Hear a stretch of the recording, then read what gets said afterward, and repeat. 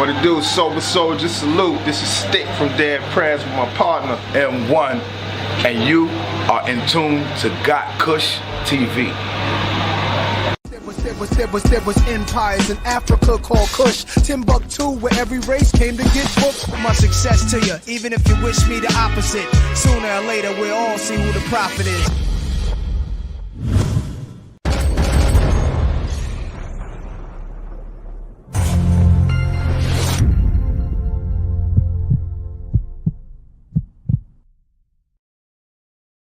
Achomi na jeli bojo kwe ni biane nyenko gotkushTV nyeyiradon. My name is Na Jeli Bojo Kwe, and right now you're watching gotkushTV. Thank you.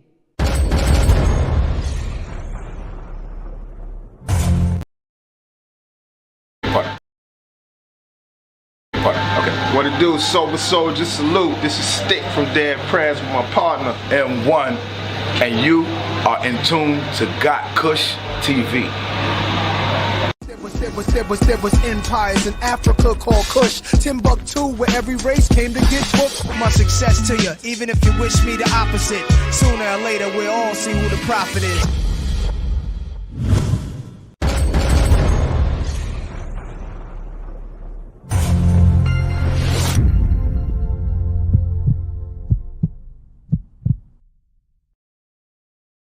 Achomi na jeli bojo kwe ni biane nyenko gotkushTV nyeyiradon.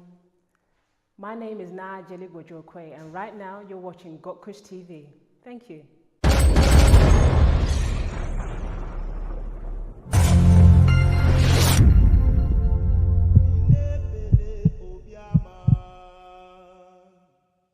Mina bakabusi nengre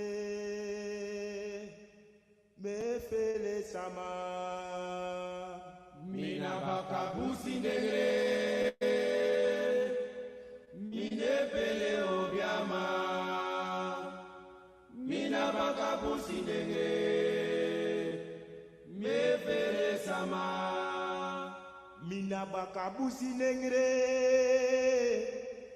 minefele obiama. Mina bakabusi nengre mefele sama.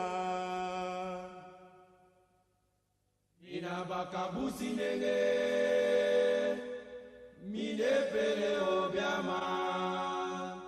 Mina bakabusi nengre mefele sama. Mina bakabusi nengre minefele obiama. Mina bakabusi nengre mefele sama. Mina bakabusi nengre minefele obiama. Mina bakabusi nengre mefele sama. Mina bakabusi nengre minefele obiama. Mina bakabusi nengre mefele sama. Mina bakabusi nengre minefele obiama. Mina bakabusi nengre mefele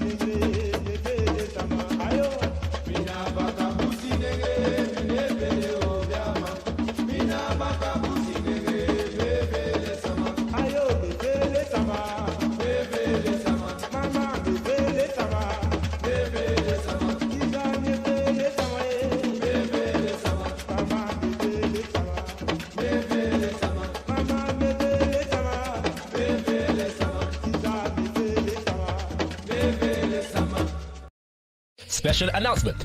Entry for Kemi Seba live in London is now absolutely free. Kemi Seba live in London on the 22nd of April 2023. We bring you the Pan-Africanity Tour featuring Kemi Seba, one of the most dynamic Pan-African revolutionary organizers of our time. You saw him burning the CFA franc as a powerful protest against French neocolonialism. You saw him ousted from Senegal and Ivory Coast by governments fearful of his capacity to mobilize the masses. You saw him embraced by thousands in his home nation of Benin as he served the community in the face of the pandemic. Now we once again bring him live to London with the launch of his new book, The Fundamental Philosophy of Pan-Africanity, taking place Saturday, the 22nd of April from 1 p.m. at the Bridge Park Community Complex, Harrow Road, London, NW10 0RG. Book now on Eventbrite. The Pan-Africanity Tour featuring Kemi Seba. This is an event not to be missed.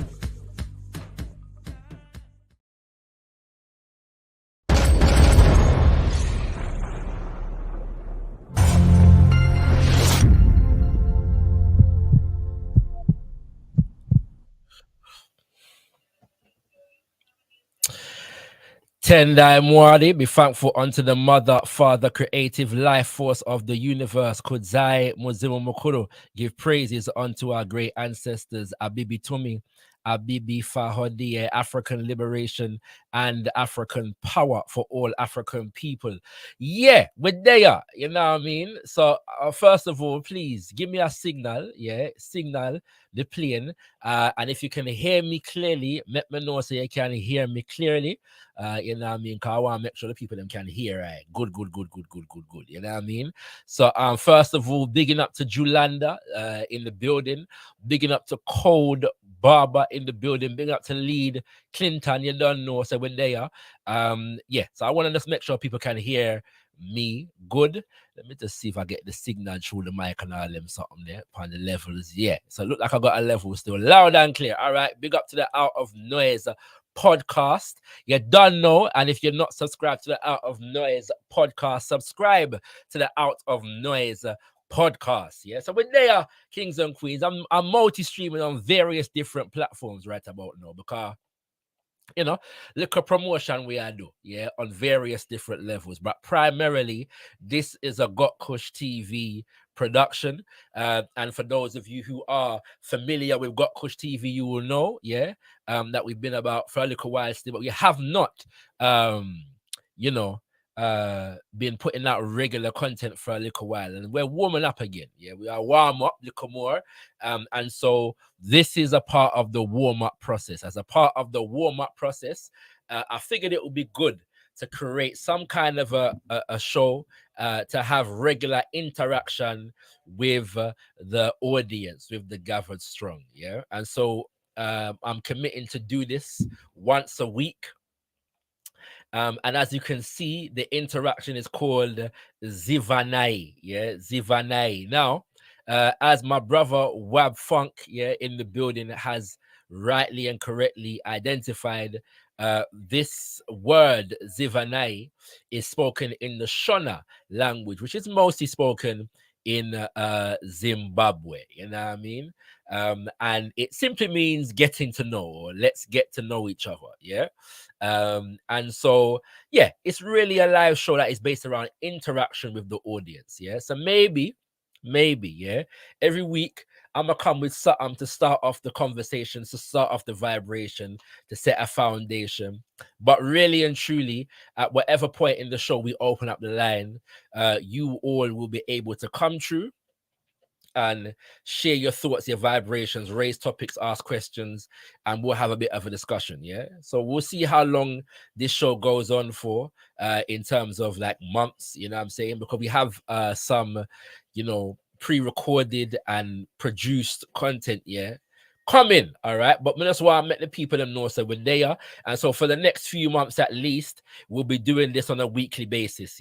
And at some point we'll set into a regular day, a regular time, and a regular slot, family.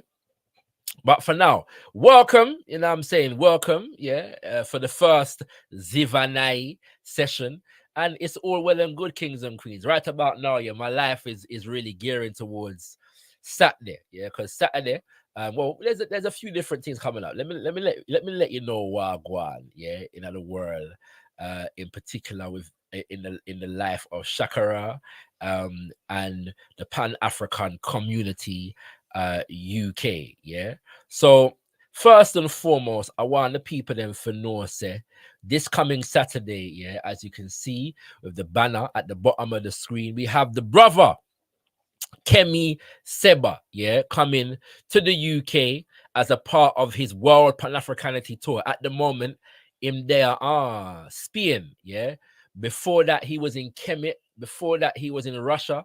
After him leave Yassa, him gone to South America, yeah, you know what I'm saying? So there's a whole tour going on with the brother Kemi Seba. And for today, for those who are not aware of who Kemi Seba is, I'm going to be, giving you a little piece of information about who Kemi Seba is. And if you're in the UK, I implore you, yeah, if you're in the UK, I implore you to join us on Saturday to hear the brother speak, all right? And, because he's doing essential work within the Pan-African world. A lot of people want to know what is happening in the Pan-African world. And so we're trying to make sure that brothers and sisters have that information. And Kemi Seba is one of the leading global Pan-Africanists, particularly in the French-speaking African world. He was raised in France. His family is from Benin, and he now lives in Benin, yeah? And he became a household name in Senegal about a decade ago because he was organizing in Senegal and developing a movement against what is referred to as the CFA franc. And for his activism, he was removed from the nation of Senegal by the government and forces therein. And so he now lives in Benin, and the fight is continuous. Yeah, we had the pleasure of hosting our brother at the end of 2019, just before the world going a lockdown. Yeah, in December 2019. And the interesting thing about that was when he left here, he went to the nation of Burkina Faso, delivered, had an event, amongst in front of a mass audience. And after that event, he and another brother were arrested. And so we in the UK, we organized a petition demanding the release of our brother. He was dutifully released following that. But it's very interesting, about the timing of that arrest. And maybe I'll go into that a little piece later on, all right? So as we get into certain things, feel free to ask questions in the chat. I'm going to share the link soon, and anybody who wants to come live, ask a question, raise a point, raise a discussion point, can feel free to do so, yeah?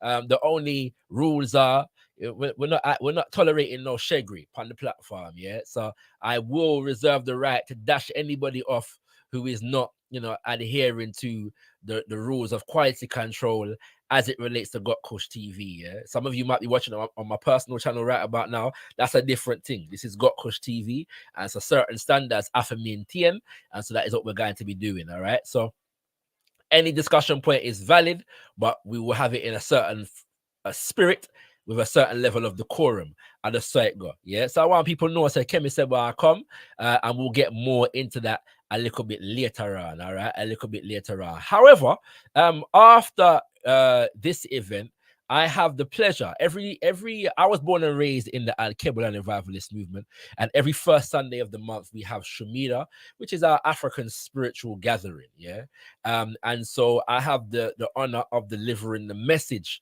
for the upcoming Shemida on the 7th of May, Sunday or Umoja Day, the 7th of May, and it's in line with Africa Liberation Day, which is the 25th of May. Yeah.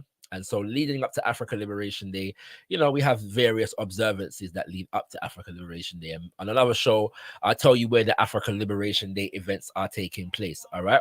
So I have the pleasure of delivering the message, and the message title is Uhuru Udongo, yeah, which is free up the land, yeah. In Swahili, that just means free up the land, you know what I mean? And so we're going to be looking at the importance of land on a political, a cultural, and economic and a spiritual level. Yeah.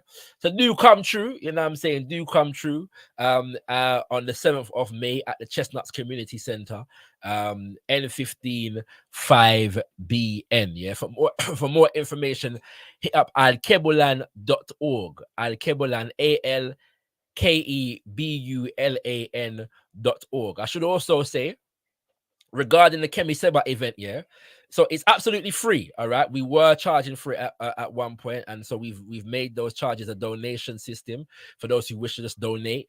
But it's free to come in. Yeah, just register on Eventbrite. Yeah, register on Eventbrite. You know what I'm saying, and you can come through. The event is at the Bridge Park Complex, Harrow Road, London, NW10. 0RG, yeah, and that's Saturday, this coming Saturday, the 25th of April. And this is important, yeah, because we're upon, you know, we're online at the moment, we're having online conversations, yeah, but when we come offline, we have to know it's a real work are going in the real world, yeah, that when we come offline, we are organizers, yeah, in organization, that we are institution builders. All right. So this is not just a debate thing. Yeah, we're not just come online for debate. Yeah, you know what I'm saying, and all of these things. Yeah, you know, debate who knows what and who has the best information. Yeah, you know what I'm saying, and that's well and good. There's a time for debate, and debate is an essential tool in sharpening our political, economic, spiritual, scientific orientation. All right. So we're not downing the importance of debate. But when we're done with the debate, and in fact, the best kinds of debate take place in the context of work we are doing. Yeah, in the context of the work that we are engaged in. And so I'm bringing you Kemi Seba as an example, and the organization Urgence Pan-Africaniste, which translates as Pan-African Emergencies, as an example of real work that is taking place in the global Pan-African world. Urgence Pan-Africaniste is an organization that has branches in Ivory Coast, in Benin, Senegal, Congo, yeah, and probably a couple other nations. All right, and we're collaborating because I am, as well as being a member of the Al-Kebla Revivalist movement, a member of the Black Star Action Network International. And so when you come, you're going to be hearing about some of the work of the Black Star Action Network International, which has bases in the USA, Sierra Leone, the UK, and Liberia, yeah, and Gambia. All right. And some of the work that is taking place globally with the Black Star Action Network International, aka Basani, and the Be Clean campaign, as well as the Tools to Seize program that we have, the former being a sanitation and community upkeep program, and the latter, the Tools to Seize program, being an agricultural program that we have currently running in Sierra Leone. All right. So do stay tuned, yeah, for more information on all of these things, because we have to use our media platforms to profile not just opinions, not just debates, not just information, but work, organization that is taking place in the global African family. I wonder if you no overstand and feel when me I say right about now. Yeah, me say I wonder if you no overstand and feel when me I say right about now. Yeah.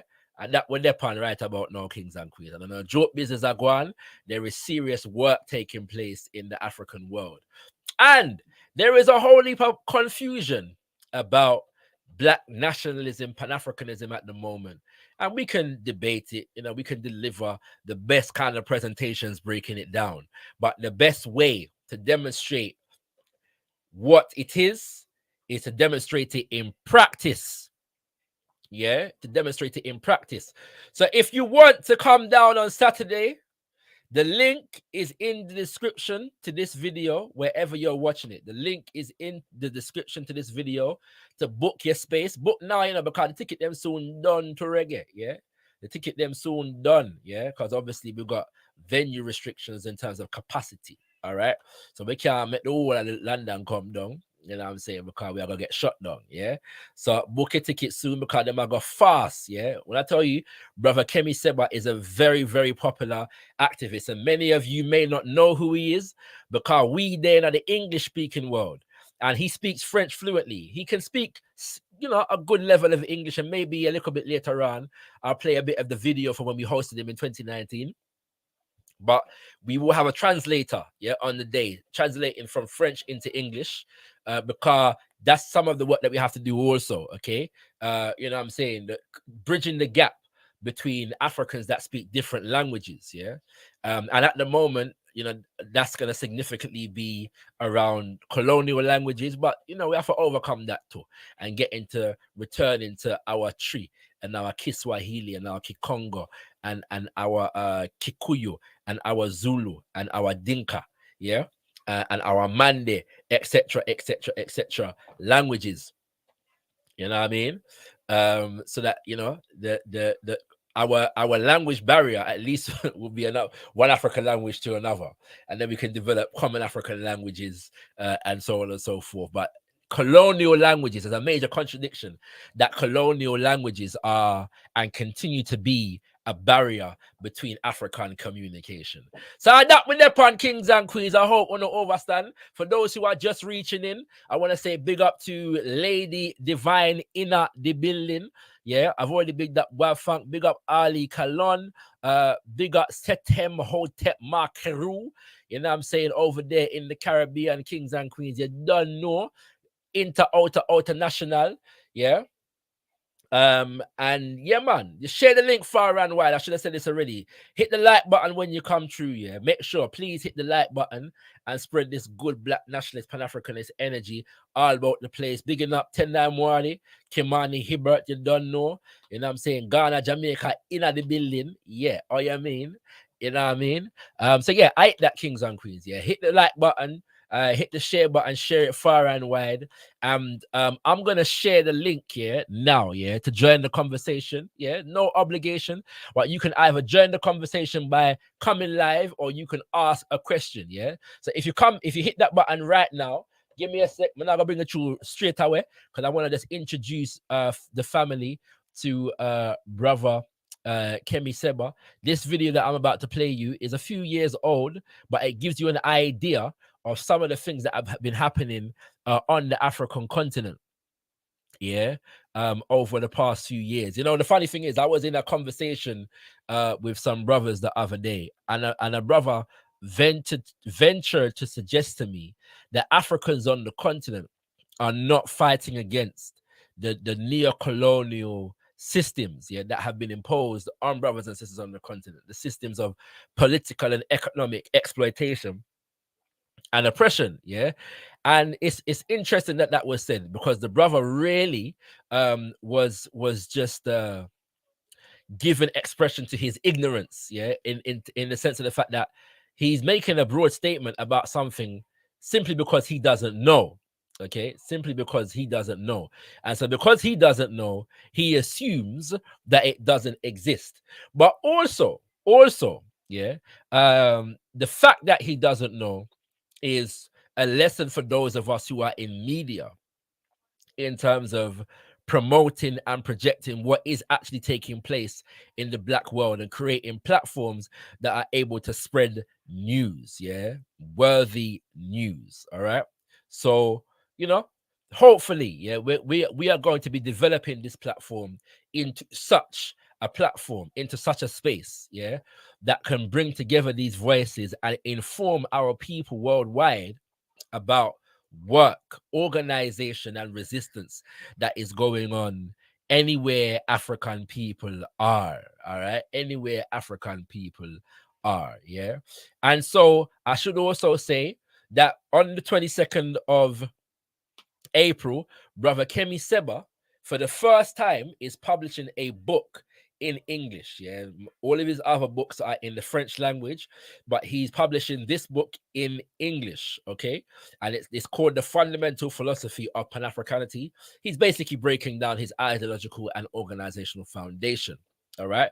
And so yeah, you know what I'm saying? Check that out. You can get a copy of that book and get it signed if and when you come to the event. I encourage everyone to come to the event because not only will Brother Kemi Seba be in the house, but Pan-African organizations that are operating in London will also be in the house and delivering solidarity messages. All right. So I'm gonna share this a snippet of this video with you so you can get a feel of, you know, wagwan around ya. All right. Hold on there. These Beninese youths are burning CFA franc banknotes to contest the use of the currency in Africa decades after independence. The banknotes have been burned as a sign of support to Kemi Seba, a Franco-Beninese activist in Dakar, who was arrested for burning a CFA franc banknote. The CFA franc is actually two currencies which serve different parts of the region and have separate central banks but tend to trade together.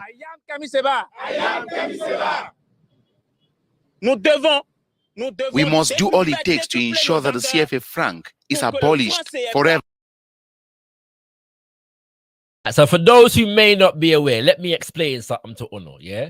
The CFA franc, all right? The CFA franc. What is the CFA franc? The CFA franc is a currency, yeah? That basically a neo-colonial currency that was imposed upon African nations in the 1960s and 70s, yeah? And to cut a long story short, France wanted to hold on to its colonies. And one of the ways in which it did this is to create economic conditions whereby African nations, yeah, that were formerly colonized by France, signed what was called a continuation of colonialism pact, yeah. And one of the aspects of this was that the French would control the currencies, yeah, of their former colonies. All right. So currently there are 13 African nations in West and Central Africa who have the CFA franc as their currency. The currency is printed in France. Yeah, it's controlled by the French central bank. It's tied to the French euro, and through this currency, the French are able to have a significant influence over the economics of the African nations that have this currency. All right. So consequently, collectively, these 13 African nations are paying over $500 billion annually into the French central bank. Yeah. And if they want to access that money for anything to spend it on whatever nation they're a part of, they have to apply for a loan. So effectively, they're paying interest on money that is already theirs. Okay. And so this is cutting a very long story short. Yeah. Brother Kemi Seba also has a book on this, and there's some research that you can do on the CFA franc also. Maybe if I got some time, I'll read you an article that I also wrote on the CFA franc. All right. And so recent years, I should actually say in the 1960s, yeah, the nation of Togo had a president by the name of his name's got up my head. Olimpo Sylvian. I think it's something still. Sorry, his name got my head anyway. But he after agreeing to this arrangement began to print Togo's own currency, Sylvian Olympio. Yeah. Began to print Togo's own currency. Yeah. And when he began to do that, he was assassinated. Okay. In the nation of Guinea, Baba Sekou Touré refused to sign the agreement, totally refused to sign the agreement. And basically the French mash up everything in the nation before they left, yeah, after Guinea was made independent, okay? And they waged economic warfare against Guinea, for the entirety of Baba Sekou Touré's premiership, okay? So this is a significant, long-standing issue. And so what happened is, this particular news report was published. Let me just get the year correct. It says this is 5 years ago, yeah, in 2017. Okay, 2017, yeah. And what happened is, Brother Kemi Seba burned a franc, yeah, a CFA franc note in protest, yeah, in Senegal, and he was imprisoned, yeah, for doing so because obviously he was upsetting the neo-colonial relationship between the French government and the Senegalese government, and the people in Senegal were rising up. What happened is this protest that you see here is not actually in Senegal. This protest is in Benin. So when Brother Kemi was arrested in Senegal, protests kicked off in a number of other French-speaking African nations. Yeah, and this news report is dealing with what happened in Benin. So you hear the brothers and sisters saying, "We are Kemi Seba, je suis Kemi Seba." Yeah, my small French. All right, and so that's what's taking place here. I was wanted to explain that. Set Imhotep, I see you. I'm gonna come to you shortly, but we're gonna take in a little piece more of this. Kemi Seba will be grilled by the investigating judge on Tuesday in Dakar. Activists have promised to extend protests to various African countries if he is not freed. Kemi Seba will keep on suffering if he remains in prison. The more he stays there, the more the anger of the youth will increase, which could take the fight to another dimension. So I say either the CFA franc should be abandoned with the help of authorities in place, or better still, our leaders should stand against it and be removed from power alongside the CFA franc. Kemi Seba risks a 5-year jail term if found guilty. So yeah, when Brother Kemi came over here, he spoke about his experience in jail. He also went into the circumstances of him being deported from Senegal, and him residing now in Benin, where his family come from. Yeah, but the work still continues, kings and queens. All right, so that's a little flavor, yeah, of the man that is coming to us on Saturday. All right. The link is in the chat, family. The link is in the chat. Yeah. So feel free. ZIVANAYI. Yeah. For those who are just coming in, the word ZIVANAYI in the Shona language means let's get to know each other. Let's know each other. So we're socializing here. This is a platform to facilitate interaction with the audience, the gotkushTV audience, and we're facilitating this as we build up and gear up to get back to regular scheduled programming, as they say. I figured it would be good just to create a platform just to interact with the audience. Yeah, you can let me know what you want to see from the platform, and we can share also what we're coming to do, what we're coming to build. Got some beautiful things on the horizon, kings and queens, and so I'm in some significant planning stages right about now, and I just want you to know that we're here. Yeah, so that when we launch our proper, you're fully in tune. Yeah, you know what I'm saying? You know what go on and you're ready. Yeah, I should also say, family, if you want to support gotkushTV, because obviously man needs to, keep the economics of the institution flowing. So if you want to support gotkushTV, many have asked this over the years. We have a Patreon account, yeah, and there will be perks coming to the Patreon at some point. There are no perks at the moment. The only perks is if you support, you're gonna get more from us. We can buy some new mic and some new camera and some new computer, yeah, you know what I'm saying, and all them thing there. And help to up the quality, up the staffing, and up the programming for the platform, kings and queens. All right, so do stay tuned. At the moment we're releasing some stuff that we haven't released yet, some stuff that we've got in the archives that we haven't released yet, so do stay tuned for more on these things. Yeah, so check out gotkushTV's Patreon if you want to support the platform and give a monthly contribution towards your black media institution. We put the power in black media. The link is in the chat if you want to come live. Yeah, if you want to come live, the link is in the chat, or you can just use the chat, comment, what I'm saying, a lot of these things, if you want to interact with us that way, ask a question, feel free to do so. Setem Imhotep, how you doing, King? I'm well, brother. Honored to be here again. Peace to you, peace to the family. Yeah, man. Over there in Trinidad, Trinidad in the building. You know what I'm saying? You don't know. Sure. Yeah, man. Yeah, man. Everywhere, you know, it's always about Chinese somewhere, eh? So True. You know what I mean? You know. So what you want to say to me today? a few things actually I was trying to write them down while the video was playing, so my mind Okay. isn't so scattered, right? So Yes. the Yes. first one, today is actually a real blessed day for me. I went and pick up what they call a depot, which is basically me changing my name with the state. So Yes. I have now erased all my European names and well, I rock Kemetic names for now. Because Okay. I ain't initiated in my traditions as yet. So I don't want to rock the names I've been given as yet. Yes, So Yes, that's what I just shared that with you fam, because I'm real happy, you know. Yes, I give thanks. Congratulations, King. You know that's a very important step. You know what I mean?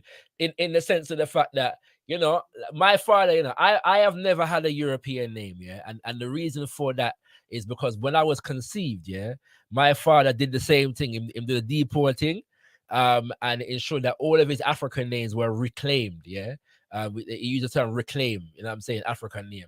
And so because of that, I've never had a European name. So I'm very familiar with that process. And so congratulations, my brother. You know what I'm saying, for that. It's a good announcement to hear. And when you're ready and all the initiation them take place, feel free to come and share the powerful name them with we. We look forward to hearing them. You know what I mean? I share. Well, I share. hopefully they will be the same as the ones I've gotten already. But All right. enough about me for now. Let me say that, right? Yes, sir. So I also have been trying to get my dad, who lives in the UK, to take in a lot of your material. And he has been. Right. And because of that, I wanted him to come to see you guys. But the Right. last event that I think you were having was in London. And when I told him, well, he lives in Ashford. So he said that Okay. that's a whole weekend hotel trip. Well, I don't know the geography of England well, Yeah. but it sounds like it's real far, you think? Yeah, So he just I can't even picture where Ashford is from London right about now, but yeah, it's not. Yeah, it's far. Yeah, somewhere yeah. in Kent. I don't know what Yeah. that means, but somewhere Which in is Kent. not. It's oh yes, that Ashford, because there's two Ashfords. So yeah, Kent is not a million miles away. It's south of London. Yeah, it's not a minute, but yeah, it's a journey. It's a journey still. You know what I mean? It's a journey. You know. Right. So, well, on his behalf, I was just asking if you guys would have been any closer to Kent anytime soon, so I could send them come see Okay. you. So the thing is, like people that some people they live in Kent but they work in London, so it's not too. It shouldn't be that difficult for Pops to get. He could have come to London and go back to Kent in a day, really. You know what I'm saying? Like it should be possible.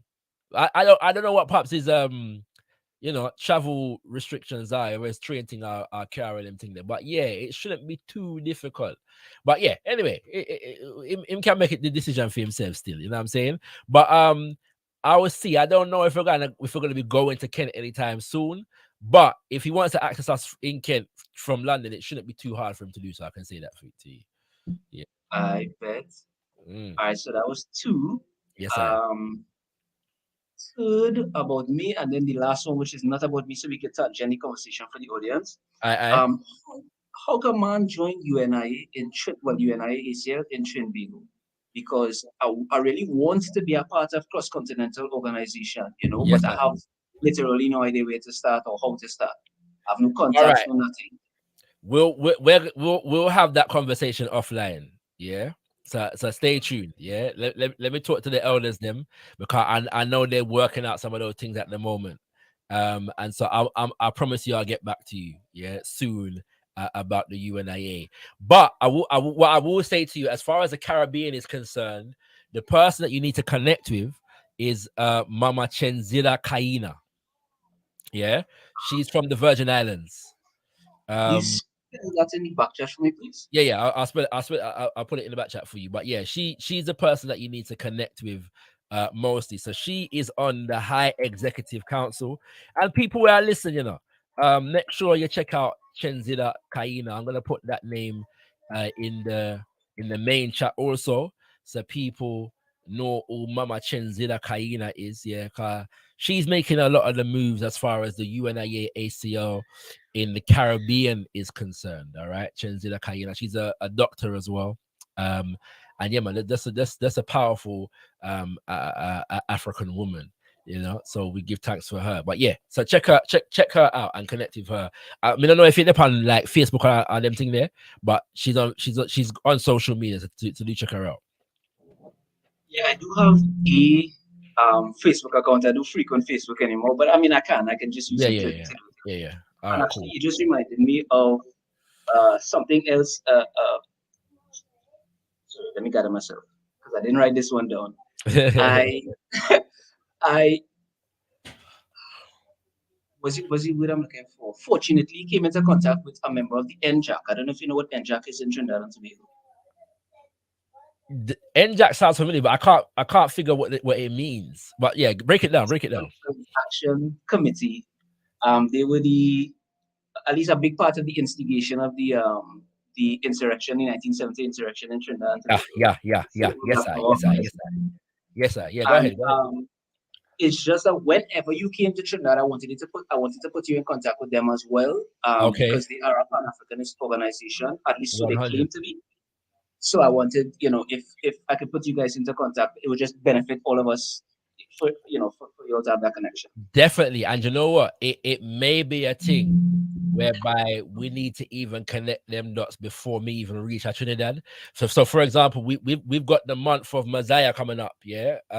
Well, in the 8th month of this year, we are celebrate Marcus Garvey and the UNIA ACR, but there's some conversations that we need to have with brothers and sisters who are doing works in the Caribbean.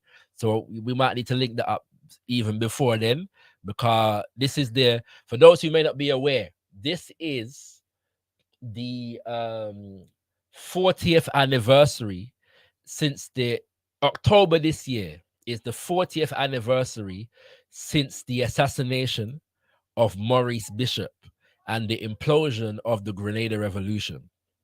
So there's some significant conversations that need to take place around that and informing our community about the significance of the Grenada Revolution and the assassination of Maurice Bishop, which was in October of 1983. Okay, so do stay. Yes, I'm gonna hit you up again, King, and we'll link on that. Give thanks for that. I bet you still have my email address, or should I? Yes, I have it. Don't worry about it. And then the last thing which I did right now, you spoke about, well, not necessarily a unifying African language, but that we need to be able to cross the language barriers. Yes, sir. On the continent and in the diaspora. Yes, sir. So that we can communicate with one another, right? Yes, sir. People laugh about this, but I actively want us to revive the Kemetic language, bro. Like, I feel like it can't be that difficult, Number one, I don't want to take your platform. So the Jews have said that they have revived their language. Mm-hmm. Hebrew, what we call Hebrew now, is a so-called Semitic language, which is supposed to be a branch of the Afro-Asiatic language. Yeah.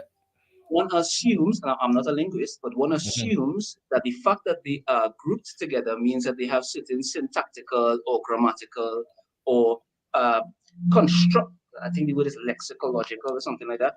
Similarities between the languages. So I'm saying if Hebrew can be reconstructed, and we have Hebrew, and we have Arabic, and we have Aramaic, and we have Coptic, most importantly, what is difficult about us not even necessarily reviving it, because I don't think Hebrew, what we speak now, is the same as the Hebrew that they spoke before. Yeah. I'm saying there's no reason that we can't utilize what we know about the language and create grammar forms, you understand, and create something for us to speak with each other for. Yes, sir.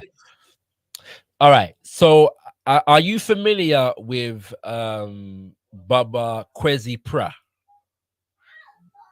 Only from listening to your lectures. Right. Okay. Because I did an interview with him on this very subject.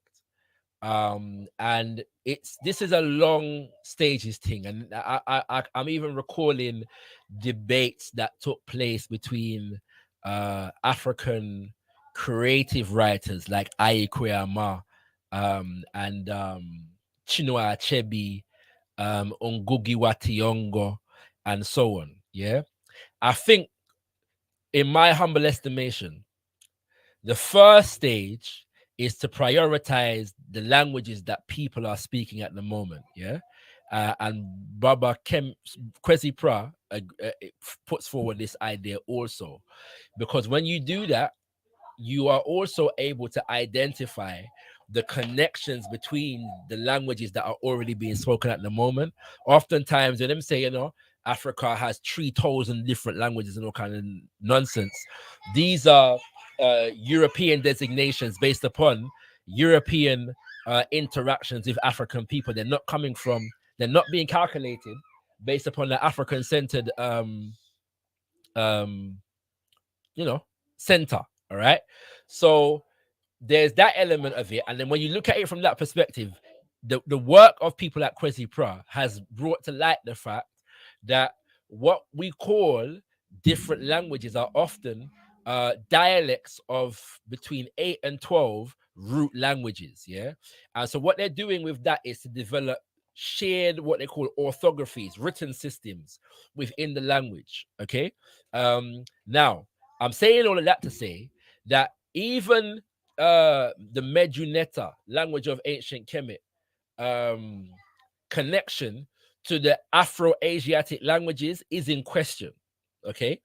And that's coming out of the work of people like Baba Theophile Obenga and others. Okay. A lot of that is this attempt to try and take Kemet out of Africa. Okay.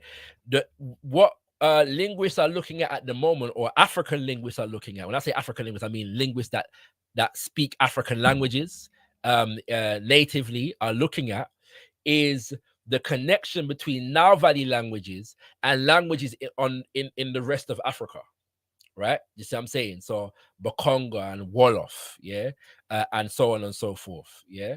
And looking at the lexicon, the phonology, the morphology, the syntax, so on and so on and so on and so on, yeah.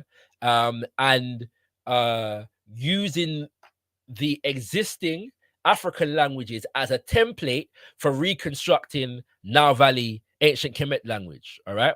And I'm not a linguist either, but I am very intrigued by the works of linguists, and so maybe my explanation just now doesn't do it full justice. Yeah, but I don't necessarily disagree with you. I think that that process will come when there is a demand, and those who want to do that work, you know, in the immediate sense, will do it. I think, however, like for us in the Caribbean, yeah, and in fact, come true next week, because I'm probably gonna, like today, yeah, I focused on the work of Brother Kemi Seba and the CFA Frank.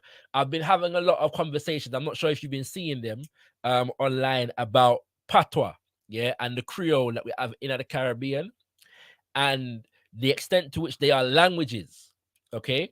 And we have to begin with asserting, in my humble opinion, asserting the legitimacy of the Creole where we speak every day and the Africanness of those languages, and connect them to our languages that are still being spoken on the continent and evolve them from that point, if that makes sense.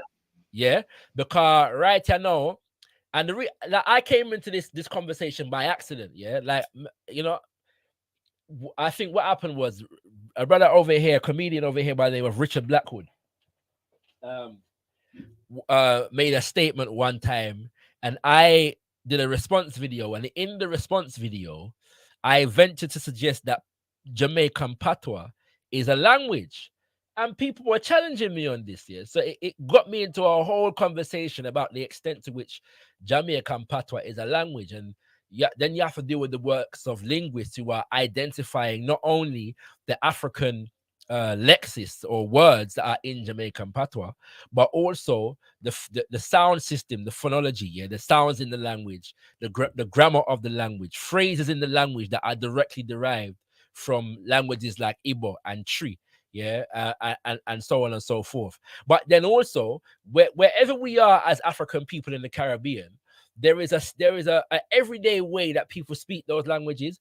But then when you go some bush and among some maroon people, there is a deeper way in which we speak the language, yeah, that I think needs to become the standard. Do you know what I'm saying? As opposed to English and French always being the standard. Go ahead.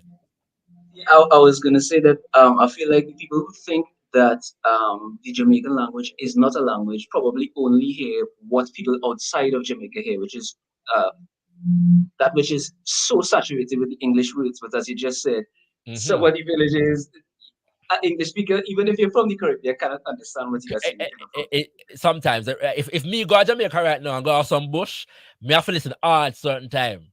Yeah, you know what I'm saying? And then even deeper now, when you go like the maroon villages and you hear Cromanti, yeah, when them speak, it's a next thing.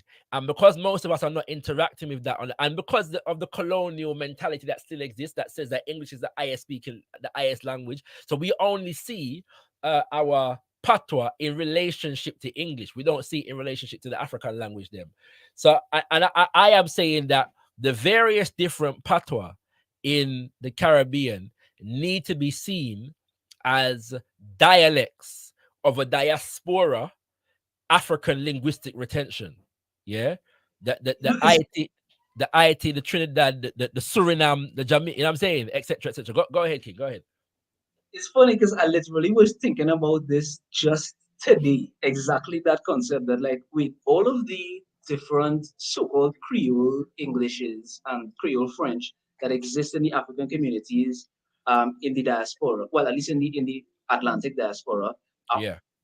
probably just dialects of the African languages. They probably could be considered exactly that. So I'm glad 100%. that you said that. But And go on. I also wanted to clarify that you just said what I wanted to say much more eloquently. So you're concerned about not having explained linguistics of it properly, but you definitely elaborated on what I meant Yes, sir. in a much more coherent way. And also, I took a page out of Sheikh Danjuma's book Right. after seeing you interact with him in Speaker's Corner, and he recommended a linguist by the name of Christopher Everett. Yes, I'm yes, sure you yes. would have heard him speak of that, right? I listen to Smash Rapper as well a lot because he goes through the middle lecture, and so he brings up Christopher Everett a lot as well. I was Yeah. listening to one of his videos recently, and he as well was also drawing the connection between Wolof. He basically was saying that the Nile Valley languages stretch Right. straight across the plain, the Yes. whole Green Sahara region, it Yes. stretched straight across there. So Yeah. that yeah, definitely there's already work being done on that, and yeah, 100. you're coming at it from the right angle. That's what I meant. Yeah, man. And so at the moment, a lot of people speak of Kiswahili as a Pan-African language, and some people challenge it because of the extent to which there are Arabic loan words in the language. Loan words are in every language, yeah, and maybe we could do with a bit less of the loan words, right? Sometimes. At the same time, Kiswahili preserves a lot of the original so-called Bantu words and also grammatical structure as well. So there are all languages are always evolving, yeah, and developing. And I think the major point is what is the intention, and setting the intention will guide us to where we need to go. Ultimately, you know what I'm saying. And so yeah, I agree with your point though, in the sense of the comparison with the Hebrew language, because the reconstruction is not nobody of any serious note is going to claim that I saw the thing did speak, during the time of Moses, right? You know what I'm saying? And I saw the thing go. So that there is what's the word? Innovation there. And that's fine, right? So we can definitely do that. And so people like I suggest there's a book, my brother, you'll be interested in this book. It's called Eloquence of the Scribes. Yeah. By Aikrama. I'm gonna put that in the I'm gonna post that in the chat as well. Eloquence of the Scribes, yeah. Let me see if I can. So I don't know, so I'm now fabricate things. Yeah, Another reason. Okay. Eloquence of the Scribes, yeah, by Aikrama. I'm gonna put it in the chat as well. But it's an excellent book. So he explored. He's a writer, one of my favorite writers, creative writers. Read anything by him, to be honest with you. But in this book, it's a memoir of his journey as an African writer. And he explores a lot of the question that you just asked in terms of ancient Kemet. He actually reproduces. So one of his books is a reproduction of the story in ancient Kemet of the eloquent peasant, as they refer to it, yeah. But he's translated it in like 6 different languages, yeah, European and African. All right. So he does them kind of things there, yeah. You know what I'm saying? So you'll be interested in Ayakriama's work, definitely, my brother. Most definitely. Yeah, man. So that name is in the chat right now, the major chat, Eloquence of the Scribes by Ayakriyama. Serious man, that, you know what I mean? So yeah, get into him, and his novels as well, like 2000 Seasons and The Healers and so on and so forth. You know what I mean? You get me? Let me just say, I love to see African pull out book, boy. You know, people say we don't like to read. I love to see African pull out book, man. Yeah, Hey, man. I have a full-up book, yes. You know, reading is important. You know, reading is important. The amount of things I learn because me have a good, you know, and you know, sometimes like me buy a book, you know, because me not see book and me want them, but then something happens and I'm interested in a topic and I realize I've already got a book on it, or you know, a book that can lead me in the right direction. So yeah, it's very important to read. You know what I'm saying? Extremely important. You know what I'm saying? So yeah, man. Give thanks for your. I always enjoy your energy, my brother. You know what I mean? So I look forward to come to Trinidad and link with the eye proper. You know. I dig. I appreciate that. By the way, King, let me ask you a question. There was a I see a video of a Abaluaye festival in Trinidad recently. I don't know if you know about it. Nah, I wouldn't have gone if I'm being honest with you. But I don't know if I should really say this publicly, but I don't really no. To be honest with you, I was worse to hide it, right? Yeah. I don't have a lot of faith, and I don't put a lot of stock in the, let's say, so-called Orisha practitioners in Trinidad and In Tobago. Trinidad. Understood. My well, I should say Trinidad because I haven't gone to Tobago to be to any Right. processions. But my experience with quite a few of them, the very few that I've had the misfortune to be closely associated with, Okay. quite a lot of them are predators. Okay. Sexual predators. Right. Quite a lot of them are attempting to cultivate, culture of personality, and they consciously hide information which is freely given in the faith. Oh, I shouldn't even say the faith. It's really just a philosophy. So, Yes, sir. you know, I don't put a lot of stock in them. But that having been said, Understood. no, I didn't go. Do you know where it was? I don't know exactly. And maybe I can find out. So let me see if I can answer that question for you. But I do take your point, and it's a good thing to know. There are you know, there are sincere and insincere people in everything. You know what I'm saying? And so, you know, when we say oftentimes, like when we're in the Caribbean, a lot of our spiritual system, so to speak, were pushed underground. So it gave rise to a lot of opportunism in certain instances. So I do so yeah, it's a job that we have to do to weed that out and get back to the sincerity of the team. Let me see if I can find out where it was. Just to make clear for the audience as well, because I don't want to necessarily cast aspersions on the entirety of the community. No, of course. Speaking about 3 individuals, I won't name it, but 3 individuals in particular who I had the That's misfortune fine. of, you know, I they overstand. just turned me off of the community. That's really what it was. Yeah. No, I understand you, King. I understand you. You know what I'm saying? But yeah. So let me see if I can find. So the theme of the thing was rebuilding our community through African spirituality, and rebuilding up Trinidad and Tobago. Nah, I can't see where it was. I can't see. You not seen the name of the shrine or anything? No. I'm not seeing the name of the shrine. Yeah. No, but that actually sounds like something I would have wanted to be a part of. Yeah. I'm not seeing the name of the shrine, but yeah, if I find out, I will definitely let you know. You know where it was, but yeah, it looked lovely. You know, it looked beautiful. You know what I'm saying? So yeah, it's good to see our African spiritual retentions, you know, in the Caribbean, you know what I'm saying, manifesting themselves, you know what I'm saying? So yeah, give thanks, King, give thanks. You know what I mean? I will say, go on. I went to Obatala Festival earlier this year, which Right. was I saw that too. I saw that was in the road. That was a road thing. yes, sir. It's a parade. Yeah, Well, parade. I mean, it's not just in the road. Obviously, there are Yes. rituals that will go on within the grove and that kind of thing before we head out on the road. But yeah, all right. Share something with the audience about the Obatala Festival. I'd like to hear that. Well, in the first place, in the first place, I'm not the best spokesperson for it. I'm not a devotee. I'm not an initiate. No, that's fine. That's fine. Yeah. And I'm not a part of their shrine. Yes. But that having been said, it's in the first place, it's very cathartic to be in a procession of Africans. Yes. Expressing their Africanity. Yes, especially through spirituality, which in Trinidad and Tobago has been maligned and continues to be maligned. Yes, sir. So that's the one. Yes, sir. In the second place, the community itself, I don't know its history, but at the present is populated by folks of the lighter skin tone. Okay. So it's kind of ironic to the eye. Yes, sir. That we march around in all our Africanity in the midst of all of these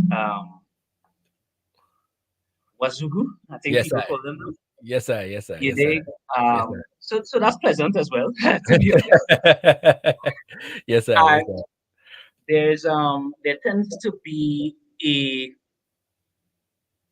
how do I phrase this? A coming together of the Americans and the Orisha devotee communities at this particular festival. Everyone I've been to two so far, one in either 18 or 19, and one in 2023. Right. And at both times, the Americans were there in the market zone kind of thing that's outside of the ritual house. Yes, is primarily focused on the Americans. So it's a good place to come and ask questions. In Trinidad in particular. Right. What else can I say positively about that? Oh, well, what I can say is that I ain't really see no tomfoolery. I don't know too much about the tradition, but everything seemed to be on the up and up there. So if anybody is coming to Trinidad and wants to experience that, I would definitely recommend the Obatala Fest. That's in January every year because they bring in the new year with it. Yeah. Yes, I. Well, give thanks for sharing that, King. Much appreciated. You know, it's important for us to know that these things are going on. You know what I'm saying? In the Caribbean, you know. As Africans, you know, we're Africans, but many of our people are in the Caribbean. We have to connect there too. Do you know what I'm saying? Especially for those of us who live in the UK, who are the direct descendants of Africans who were enslaved in the Caribbean and colonized in the Caribbean and lived in the Caribbean. We have to connect to our people back home. You know what I'm saying? As well. So give thanks for sharing that, King. I do truly appreciate that. You know what I mean? I do truly appreciate that. Yeah, you can feel free to stay there, King. I'm gonna bring through Rose. Rose, you with us? Yes, hello. Can you hear me? I can hear you, sis. How are you? Great. How are you doing? I'm fine, thank you. Where are you joining us from? Texas in the building. All right. Give thanks, for all the Africans in the United States of America. We love you. What's your contribution, sis? I really appreciate you hearing me here. I work in cannabis, and through my journey with this, I've met so many people of our melanated skin tone who are heavily involved in this. However, I think that there's been some missteps, and in my learning, I've had to take a back seat and just make a lot of observations as to how everything is being handled here. And it led me to obviously start looking out into the grander scheme of things globally. I think a lot of the conversation here is centered around this diversity, equity, and inclusion conversation. And I've realized that it feels like a sham. It's a trick. It's something that, they sit a few students down or a few employees down in different organizations and ask them how they can address these race issues or minority issues. And then they translate that into different functions within corporations and universities and whatnot. And then that's the result of what we get. But then they knew that we'd become satisfied with that, and it's just not enough. I'm seeing a lot of problems with different lobbying organizations, people going to speak at City Hall, and just begging white people for money and begging for this social equity, you know, and to be included. And I think that two things, involving yourself in that is important for us to be able to commune, because we're all still in a learning stage. However, it's important not to get caught up into that, because when you have to find the line of realizing beyond the threshold of that is considered participatory. You're participating in a system that cannot be changed. Yes, we have to create a whole new system. We don't need to be redesigning. You don't go, what construction company, you know, or what government is going to then try to subsidize them trying to redesign a whole building unless it's historical and meant for preservation. No, they knock the building down. We don't need to be worried about the buildings that are standing here. The only thing that's worth anything to us is the land. Yes, I. Maybe the marble in Washington, D.C. But that's Italian too. So we're just going to leave that for now. It ain't going nowhere. They can't knock that down. Yes. What we need to do is go and come back. We cannot create a nation here as a minority. And I feel like, you know, although I'm not typically like, I don't have a YouTube channel. I don't speak live on Instagram. I like to write because I want to force us to read. We need to go back to reading. I very much appreciate all of anyone who has programming like this so that we can get a wider conversation going. It's very imperative to all aspects of this movement. However, I think reading is essential. And 100%. when you choose to read, you also have to realize, okay, my friend didn't read, but then my enemy probably didn't make time to read it either. Everybody can see these casts, you know, but who's going to make the effort to sit and read? So eventually people will find my information and find it useful for their different various movements. But I think that I'm using cannabis as the central focus, because I think that's what us Negroes care about. And that's what people are going to pay attention to. And as much as I love the greenery, there's a much more important mission in my activities. And so I've studied Marcus Garvey. I'm getting even more versed in understanding of all the different movements that have taken place throughout our timeline. And one of the essential things that I think people get misconstrued about Garvey is you look at the surface of what he was doing, they'll try to downcast him and say, oh, he was kind of like selling us out. He was doing this and that. He wanted to take everybody back. No, that's not what he said. And in fact, action and behavior is more powerful than his words. He was very intentional about his movements in dealing with white supremacists, and the boldest move I think that I've seen so far is him even having people of the UNIA go and distribute those pamphlets, over 17,000 copies of those pamphlets about white America, and you know, even that the KKK was involved in paying for, you know, one of the first ships in the Black Star Line. The surface understanding of that is not important. If you really dig deep, you will find and understand that the Yarmouth was on paper what the government understood to be one of those ships. But to us, it was the Frederick Douglass. That ship was the Frederick Douglass to the UNIA. And when I saw that, I said, oh, you know what? This is the key to the understanding. We have to move quietly, but not silently. However, in 2023, we have to find new ways of giving ourselves some space away from who was following and paying attention to us, you know, and because the conversation is meant for us. So we need to find groups where we can intervene and be a part of multiple groups, not just forming your own and staying within that. We have to form a group and then conversate with the other groups that are having similar movements to ours. Yes. And now there's we have, as African people, have created the first ever digital nation. Okay. It's called Afropolitan. It's meant primarily for startup companies of the diaspora. We created this. We created the digital nation. And it is not, this nationhood is not centered around we're in one physical place. We're everywhere, but you're creating this nation that is going to develop assets for itself and a network. We need to get back to learning how to formulate a network. The reason I am very Pan-Africanist, but I am very center focused in cannabis because it is one of our original plants. Going back to the beginning of our history, they will have you believing that the Asians brought to Africa. That is not true. Okay.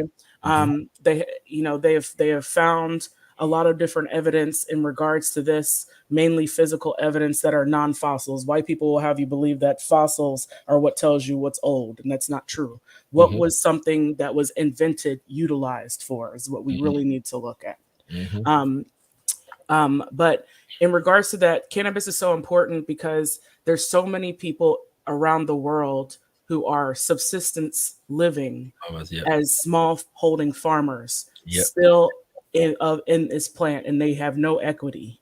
If they don't know to keep those seeds, then their equity is being lost and it's being taken over by large pharmaceutical companies. And we have to develop our own pharmaceutical companies and versions of all these things that provide ancillary services to us that are important and for our survival.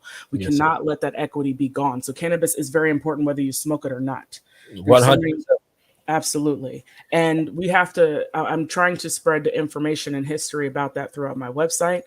So share your website link in the private chat, please, sis. I'm gonna share it live. So at this time, I'm going through some technical development, so it's not available at the moment, but I've been active now for a couple of years. Right. My front-facing website, or my Yarmouth, as you would say, is inclusiveindica.com. Inclusive Indica. Yeah. So check that out, family. Go ahead. If you be aware, if you are in the activism mind frame, or if you are beginning stages of organizing, or you've already developed institution, and whether you're interested in cannabis or not, my underground available site will be indelibleiindica.black. I love it, sis. I love it. You know, I've been, so my family is from Antigua and Jamaica. Yeah. Yes, sir. I just got back from Jamaica last month in March. All right. So that's a powerful thing, because the Jamaica, because of the legalization processes, that have really been dominated by American law. A lot of the indigenous farmers in Jamaica have been and are being basically ousted out of the market, so to speak. And the same goes for Africans in America, as far as I'm aware. A lot of Europeans in like California are running things. But the depth of what you're saying is deep when we consider the number of usages of this particular plant and its various different cousins in the hemp family. So if I might be able to read something here, because like you're saying, whether we smoke it or not, but there are so many things that can be made from cannabis and hemp. On industrial levels. I'm even hearing of a more what's the word, environmentally friendly form of concrete that can be made. Yes, absolutely, called hempcrete. Right. They're already building it here. The white people are already utilizing that here. And they, in fact, they're so far advanced that they're now using that to print 3D printing hempcrete. Wow. And black people don't know nothing about that. They don't know nothing about that. Right. We getting behind. We're gonna have to get caught up, you know. This something. Go ahead. And clothing, we will also be going back to using it for our own clothing. The reason the reason they tried to really prohibit it in Africa goes back to the San people who were using it with the Quena people, and they formalized a dynamic economy between them before the white people got involved. And you know, or we'll say the colonizing empire, whatever. When they came in, it was important for them to be using it to build the Navy, to be able to expand and see all these different worlds, and using the hemp to form ropes on these ships. And that was essential in order, if you wanted to win the war, or have any type of power in the war at that time. Hemp was the most important thing. It was the most important thing before cotton. Cotton fields weren't present before hemp fields were present before cotton. It became too much. There was too much demand for it. You know, they didn't want to farm for it in the UK. So they created this negative reciprocity outside of the world where, you know, they're getting so much benefit out of this. And then the African countries were getting nothing. And I think the reason I really came in to speak with you as you had this opportunity, this moment, was because a lot of people from America, they feel like all this individualistic mindset of people from the outside won't accept me. They'll look at me different. The Africans won't really see me as African.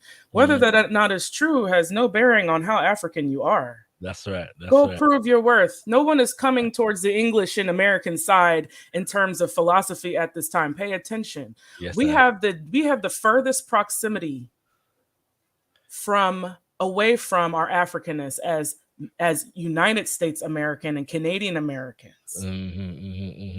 Yes, sir. Than any other diasporic country in the world, in my personal opinion. Though I've not been to all of them, there's certain preservations of Africanness within a lot of Spanish civilizations and cultures, because the Spanish and the Portuguese and the French, they were a little bit more cultured than the English in terms of their Aboriginal and indigenous connection. It was, a little bit closer to them, so they understood certain elements of the culture important to keep.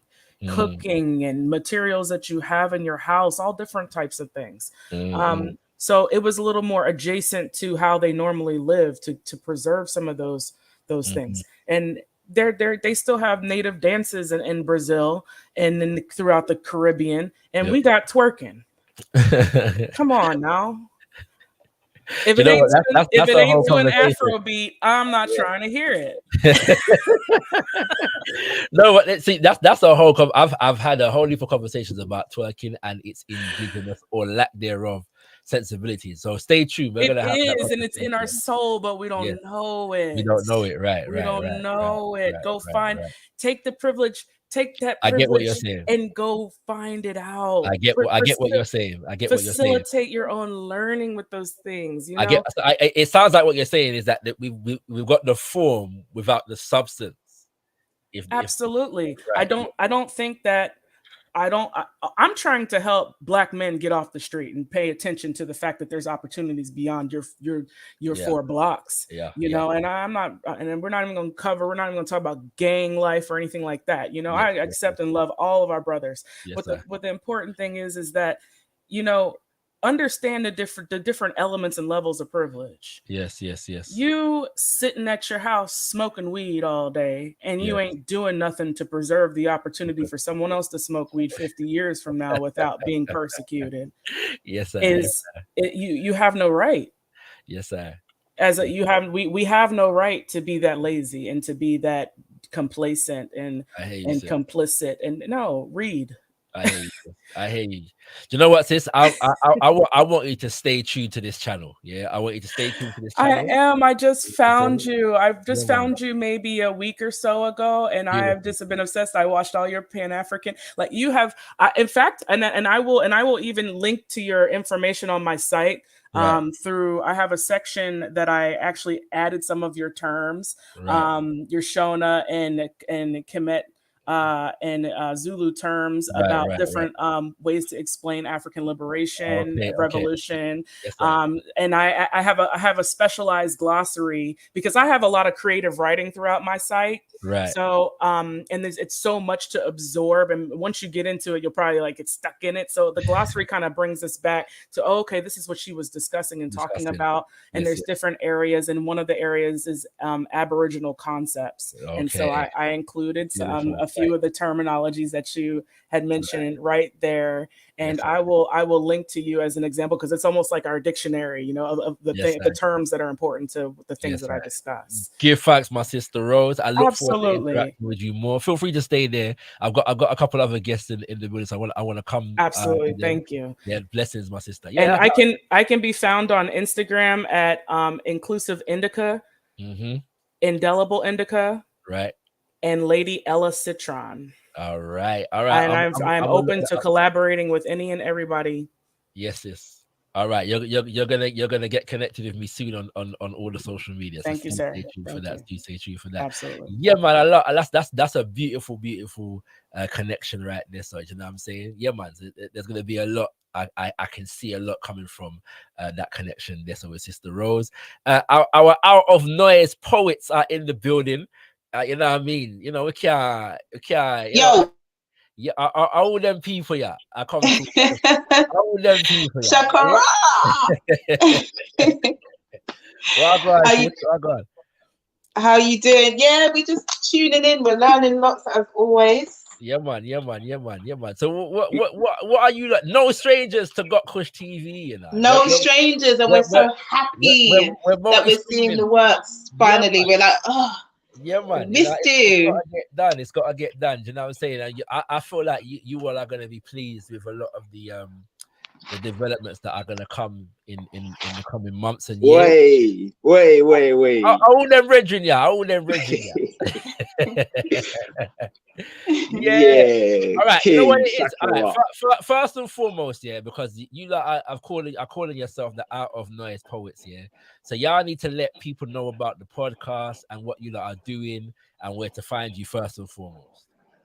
Big up ShakaRa for that. Okay, so Out of Noise podcast is a weekly review of what's been going on in this crazy, noisy world that we're living in.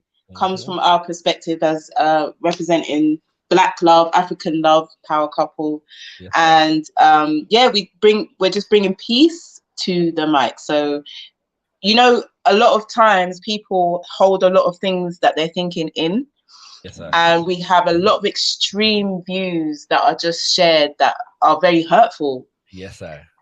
So what we want to offer is a space, and it is a live event eventually as well, where people can, you know, express themselves, their thoughts, and then there's also a learning opportunity that comes from that. Yeah. So that is the ethos. So give thanks. Check it out, family. Now I've got something coming for you soon. Yeah. Hey. Get me? I got something. Yeah, we got to talk about something. But stay tuned. I'm just marinating the thing, and we're gonna let it cook. Yeah, soon. Stay tuned. But yeah, family, Out of Noise. Yeah, you can check them out on all social media, but particularly check out the YouTube channel.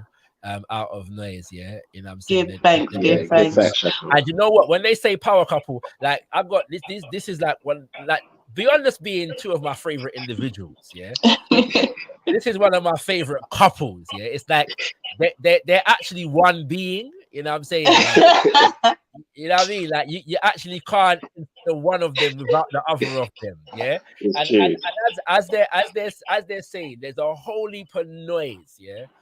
In this digital universe right about now that is promoting a lot of conflict, yeah, between African men and women, all right, and that's not to say that some of the conflict is not just, but a lot of it is not, and even where the conflict is just, it needs some mature and positive interaction to come to a significant resolution. And part of the problem is that there's too much single people on the platform arguing, right? We need some people in relationships, yeah, that know what it is, yeah, to sustain a relationship, right? Not listening to all these single folk that are telling you what a man and a woman should be. Crazy. That's not to say that they don't have anything positive to say sometimes, right? But a lot of these people are making judgments and assessments upon things that they have not put into practice themselves. Yeah. And so that's why it's important to have a myriad of voices and people that are actually in functional relationships. You know what I'm saying, like speaking, yeah. And I'm saying that because, like, I met Nat now before I met Stella, and when I met Stella, Nat said, yeah, this is the Empress. You know? Yeah, and ever since then they've been inseparable. Yeah, so they must be doing something right. You know what I'm saying? You know, it's a lot of works. You know, ShakaRa. We both came together knowing that we were Pan-African. You know what I'm saying? Yes, sir. And the mission was in both of our hearts, our Africa-shaped hearts. When I first met Stella was delivering a presentation from. Yeah, that's what it was about. You get me? So I had to say, yo, not now, you go out with things, brethren. You know what I'm saying? Like, yeah, I had to congratulate the brethren. You know what I mean? You get me? Give thanks. Yeah, you know. Yeah. So we love you lot. So yeah, so I'm getting into the whole of you lot's business. But what did you come on to say anything in particular? You just showing love. Well, showing love, but yeah, go on. Yeah, no, ShakaRa's really just to big you up, really.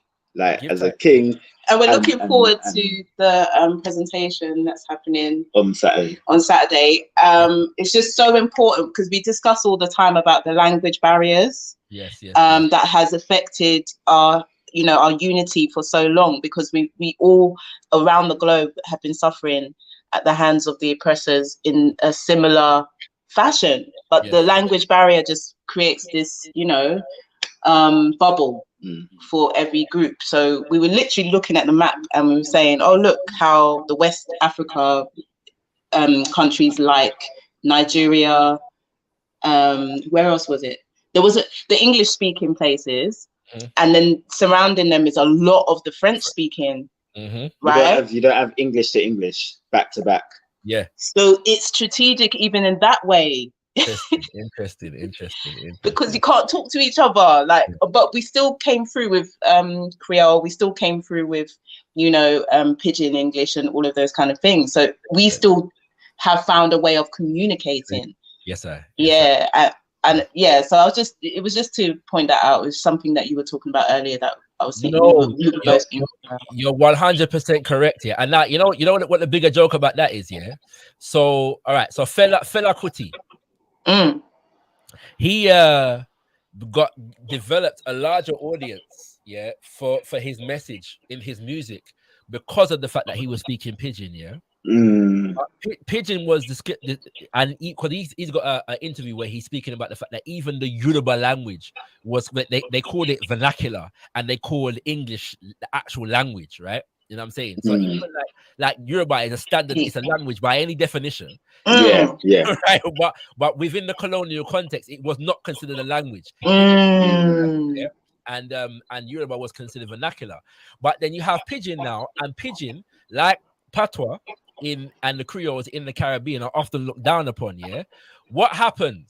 Yeah, what happens? All these Pan-Africanists come and say, well, actually, we should utilize this thing as a quote unquote lingua franca. Then the BBC, right? The British Broadcasting Corporation developed a whole news channel. It's crazy, right? That broadcasts exclusively in Pidgin. Yeah. They're literally writing articles, yeah, in Pidgin. Yeah. All right. Yeah.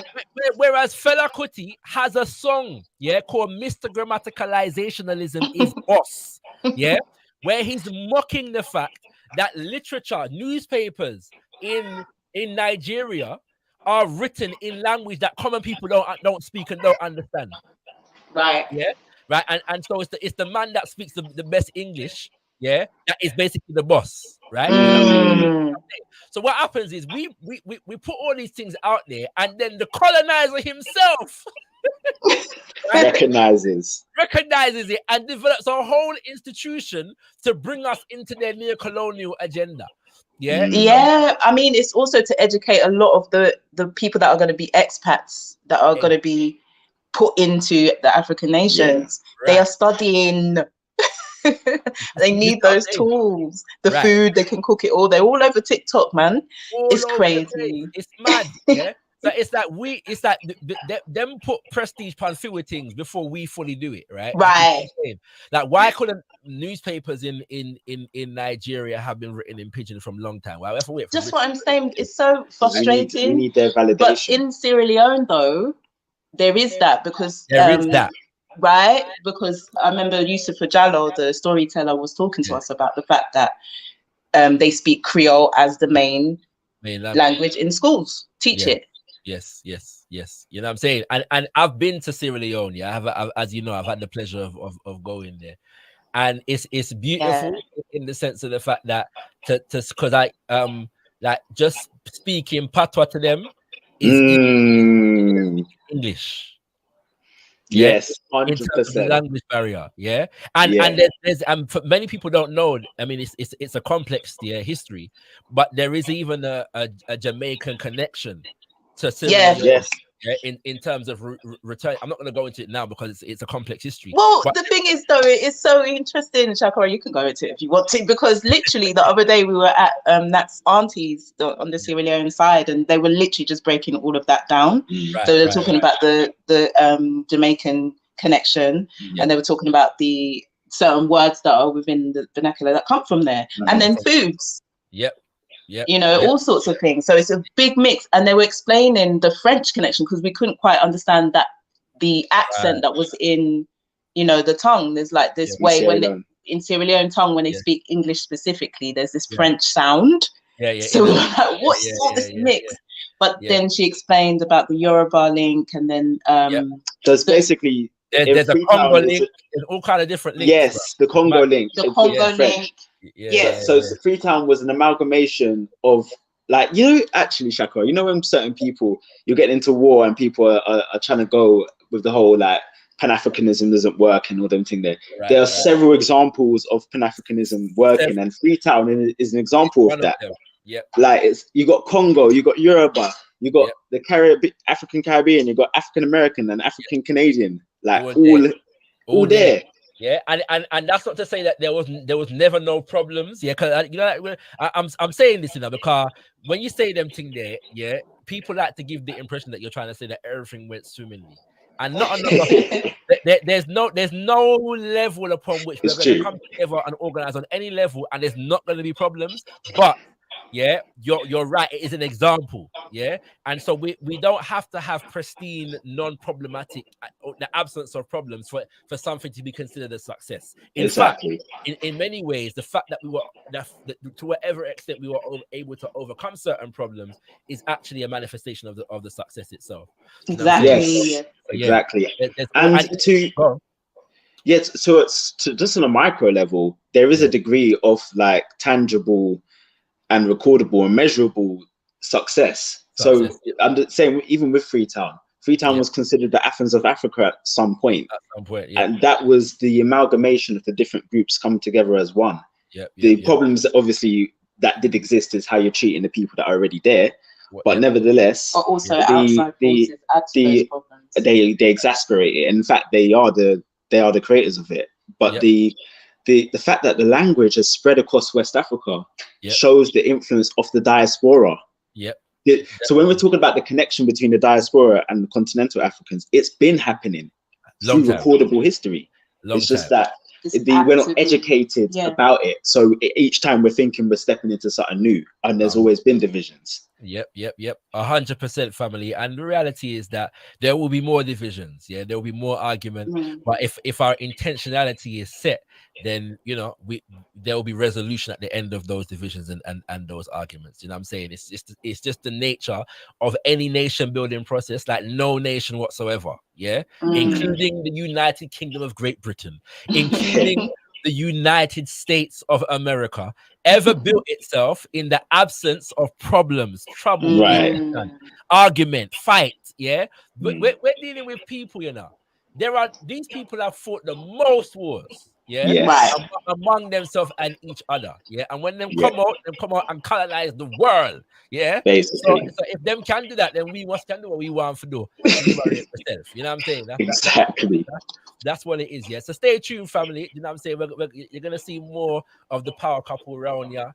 And yeah, we're gonna be back here weekly, yeah, on these interactions. You know what I'm saying? Yeah. So ShakaRa, before we jump off, I just want to say big up to you, you as a king. Your demonstration of unity, the demonstration for love that you have for our people, and the tireless energy that you put behind everything you do. You are a very special human being, a very special African, and it's an honor to know you as a brother, but also it's an honor to share this path with you. So I want to big you up in a big way, and thank you for lighting the fire in our community. Give thanks, King. You know what I'm saying? Give me up a second that one time to it. One time. Give thanks, family. And you know, it's reflection eternal. Yeah, we love or no. So you know what I'm saying? Yeah, we'll connect. We'll connect. Family, this is gonna be the last one. Yeah, the last guest. Because we have to move on still. And close off the show soon. But I've got DJ. How you pronouncing this? Ajay? It's DJ Agay. Agay. And you say Afro Zim. So are you in Zim at the moment? No, I'm not in Zim at the moment. I actually stay in South Africa, but I'm a Zimbabwean myself, you know. So you're in South Africa?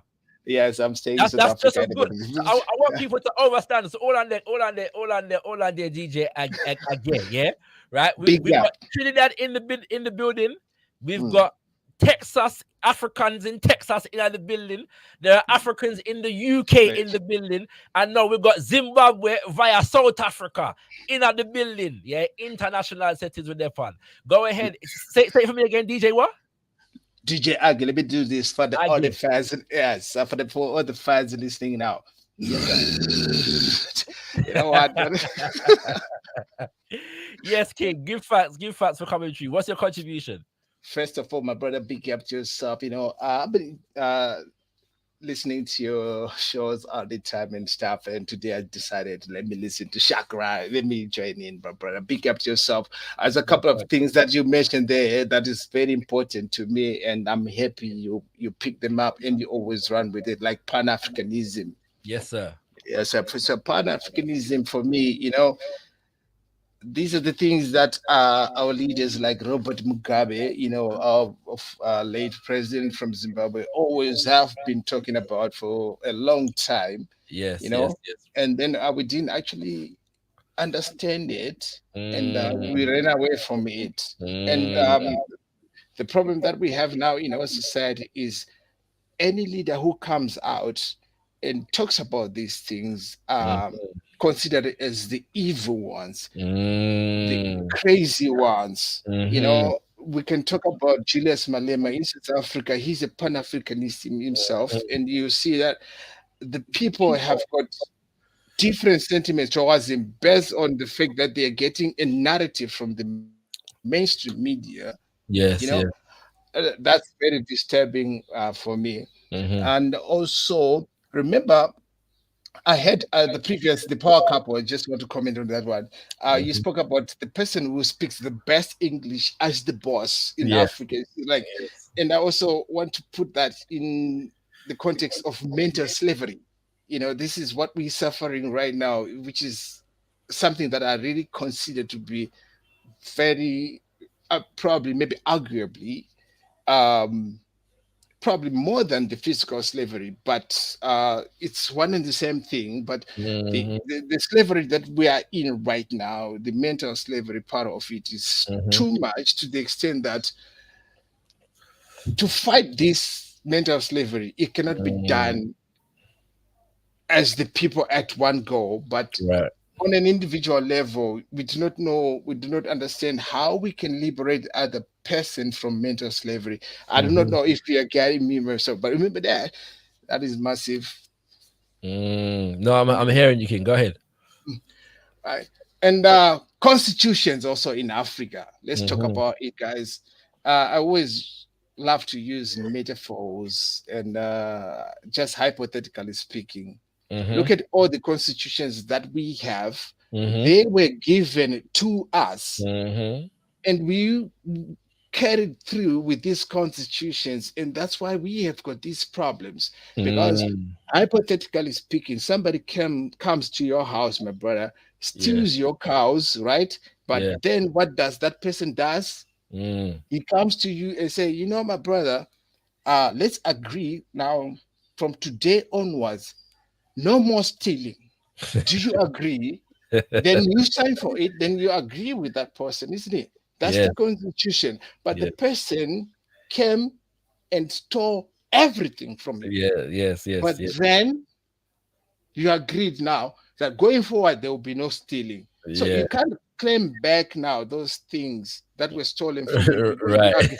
So these constitutions that we use in Africa, bro, it's something else that I don't know. No, it's a major issue, my brother, and I feel like the lesson that we need to keep learning or keep relearning is that none of us are able to overcome these problems like in fragments. Just what I'm saying. One of the things that was very apparent to me is when Mugabe passed away, the most amount of love that he received came from South Africa. So brothers and sisters in South Africa were bang on, like then they weren't having a bar in terms of negativism that was being said about him. That's not even to say that the man was perfect, right? But at the same time, I remember a brother saying, I love Robert Mugabe because Robert Mugabe is me, and the fact that he fought for the people's land, and brothers and sisters in South Africa were very, very appreciative of that example.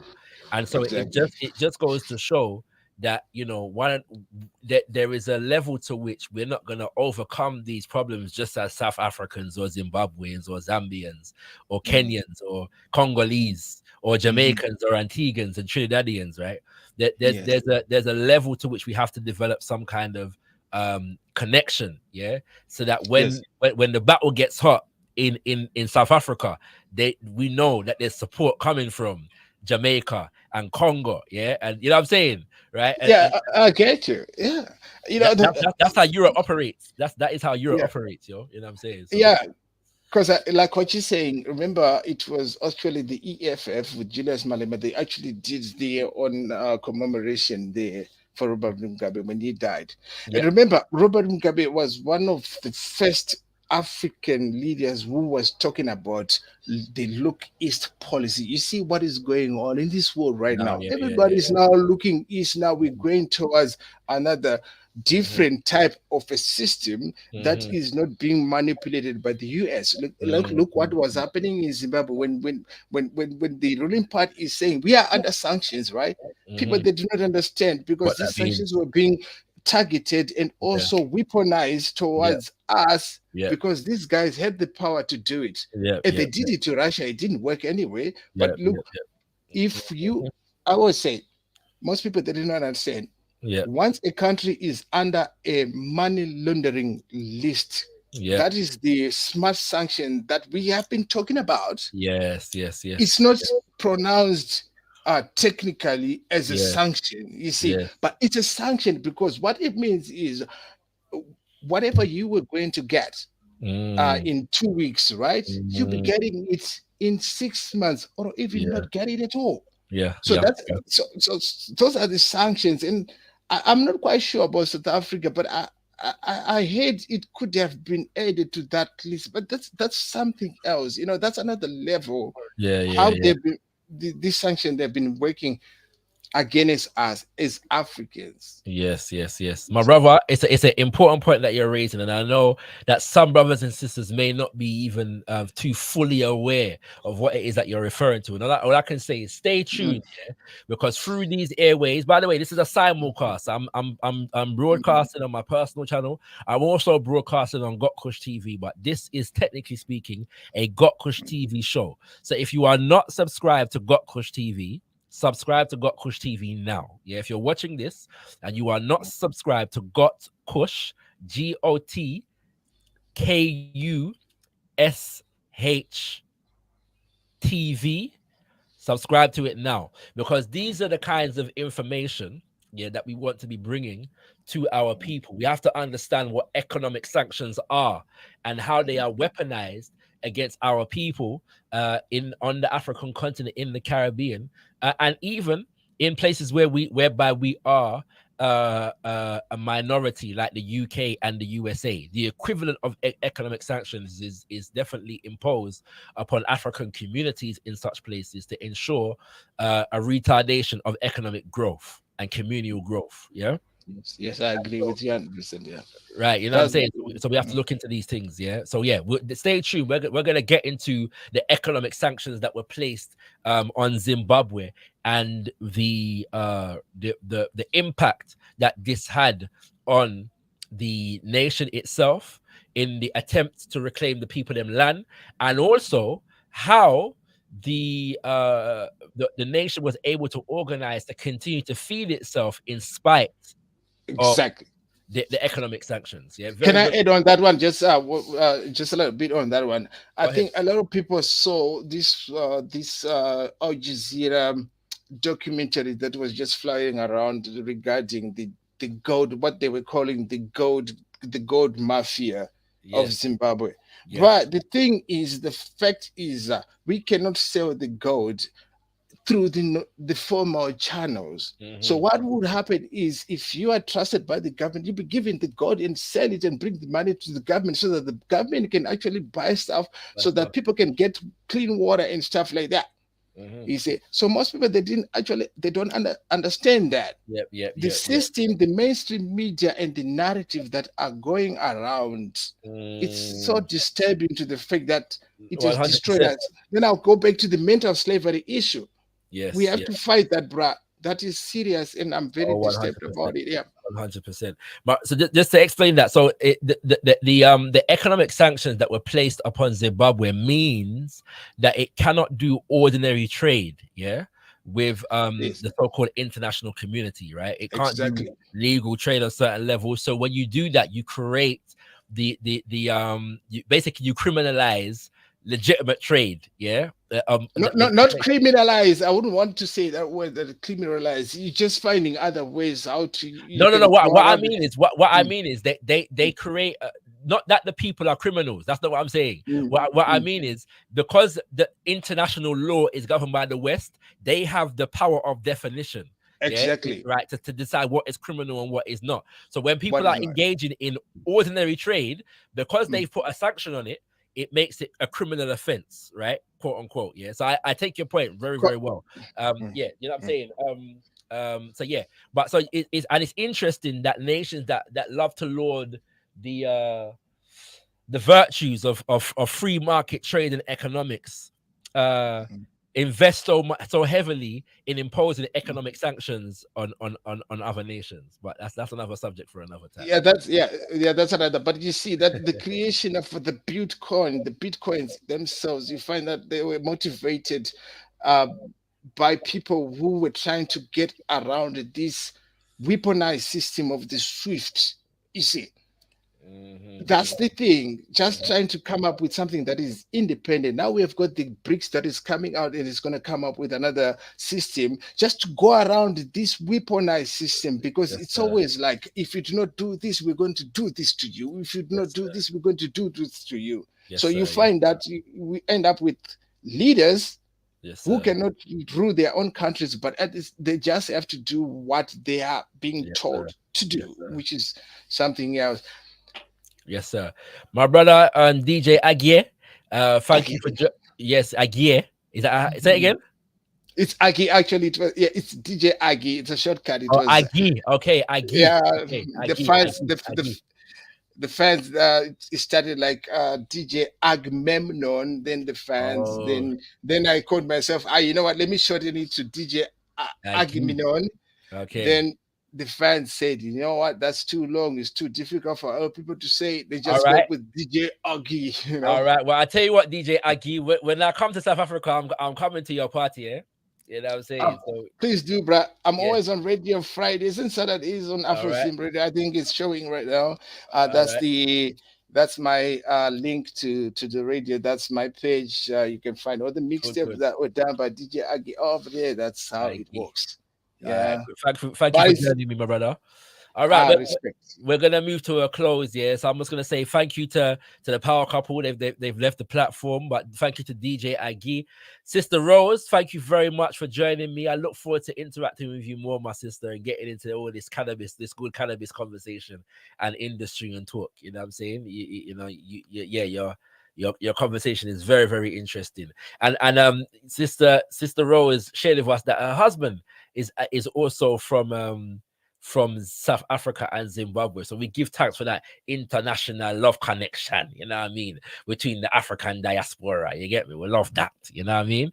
And my brother Setem Hotep, you know, as always, my brother, give thanks for your contributions and your love. If I could just make a request just before you end the show.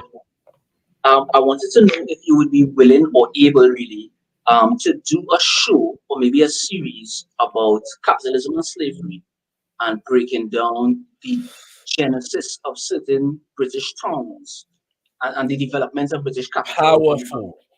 Powerful. So one of the things that I want to do with gotkushTV is actually broadcast.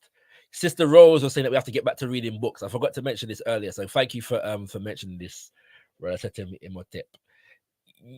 Is host is record study circles, yeah, like, but you know, with good quality, what's the word, production quality, if that makes sense. Yeah, good production quality. Yeah.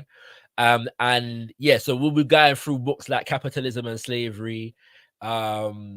Even though your president, when they write the book, it eventually end up banning one book, but you know what I mean.